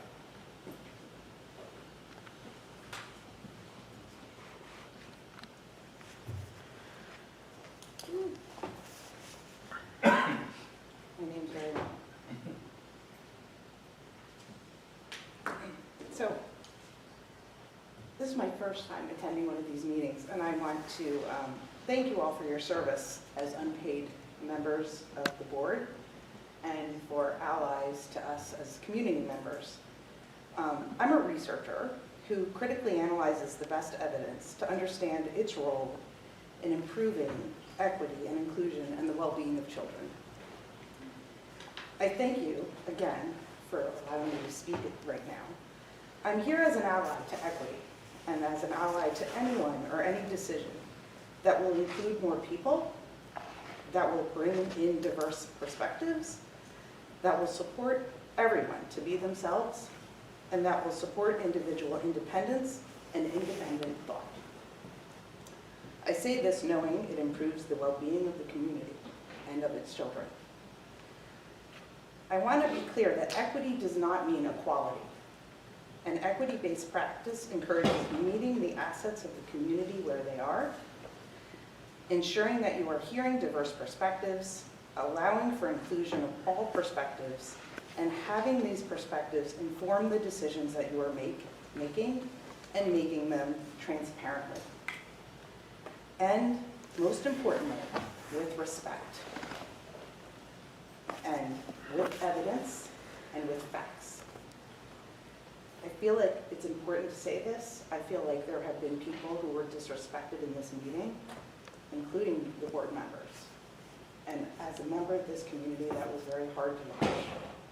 I am here, my son does not attend the public school system in Montgomery because of the lack of inclusion in the public school system. And I just feel like it's important that you understand the role that that plays in children's well-being. And that's all.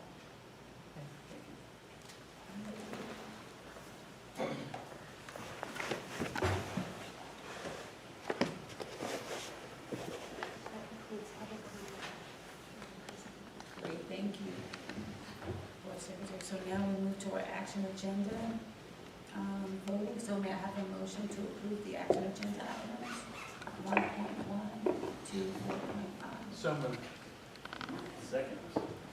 Roll call, please. Ms. Burch? Unmute, fellas. Hi, it's a little complicated. I'm going to also to Alicia, I'm voting yes on everything except 1.1C, where I'm voting yes on 4, 7, and 10. I'm voting Okay. no. Phyllis, I'm sorry, can you go bring me back to 1.C just so we get this absolutely correct? I just texted it to you so you could get it. I know, but it's a public vote, so it has to be said in public, but thank you. No, I was going to say it as well. Okay, thanks. 1.1C, I'm voting yes on number 4, 7, and 10. I'm voting no on number 1, 2, 5, 6, 8, and 9. And I am abstaining on number 3 and 5. So I have you down as a no as 5. You voted for 5 twice. So, Oh, I apologize, I'm sorry. You're right, I did. I mean 1, 2, 6, 8, and 9. all right, so just to recap, item 1.1C, you're yes to 4, 7, and 10, you're no to 1, 2, 6, 8, 9, and you're abstaining from 3 And 5. and 5. Yes. And yes to, go ahead. Go ahead.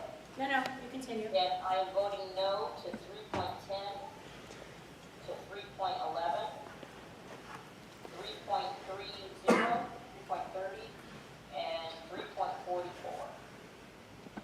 All the rest I'm voting yes. Thank you. Mr. Carlson? I'll be making it simple this voting. Thank you, Marty. You had us on the edge. Ms. Franco-Herman? Yes. Ms. Harris? Yes. Mr. Speck? Yes. Mr. Todd? Yes. Dr. Spence-Wallace? Yes. Motion's moved. That motion carries. Thank you very much. It is at this time where I will ask for a motion to go into a second executive session where the board will not take any action. However, there will be discussion around safety and security measures in our district, as well as some communication, protocols, and negotiations. When we, for approximately 30 to 45 minutes, you are welcome to stay here. We not encourage that, however, because it could go longer. And when we depart the room for our executive session, we will simply be adjourning the meeting at that time. So thank you, everyone, for attending our meeting tonight. And I have a motion to go into executive session at this time. Second. All in favor, any opposed, any abstentions? Excellent, thank you, everyone.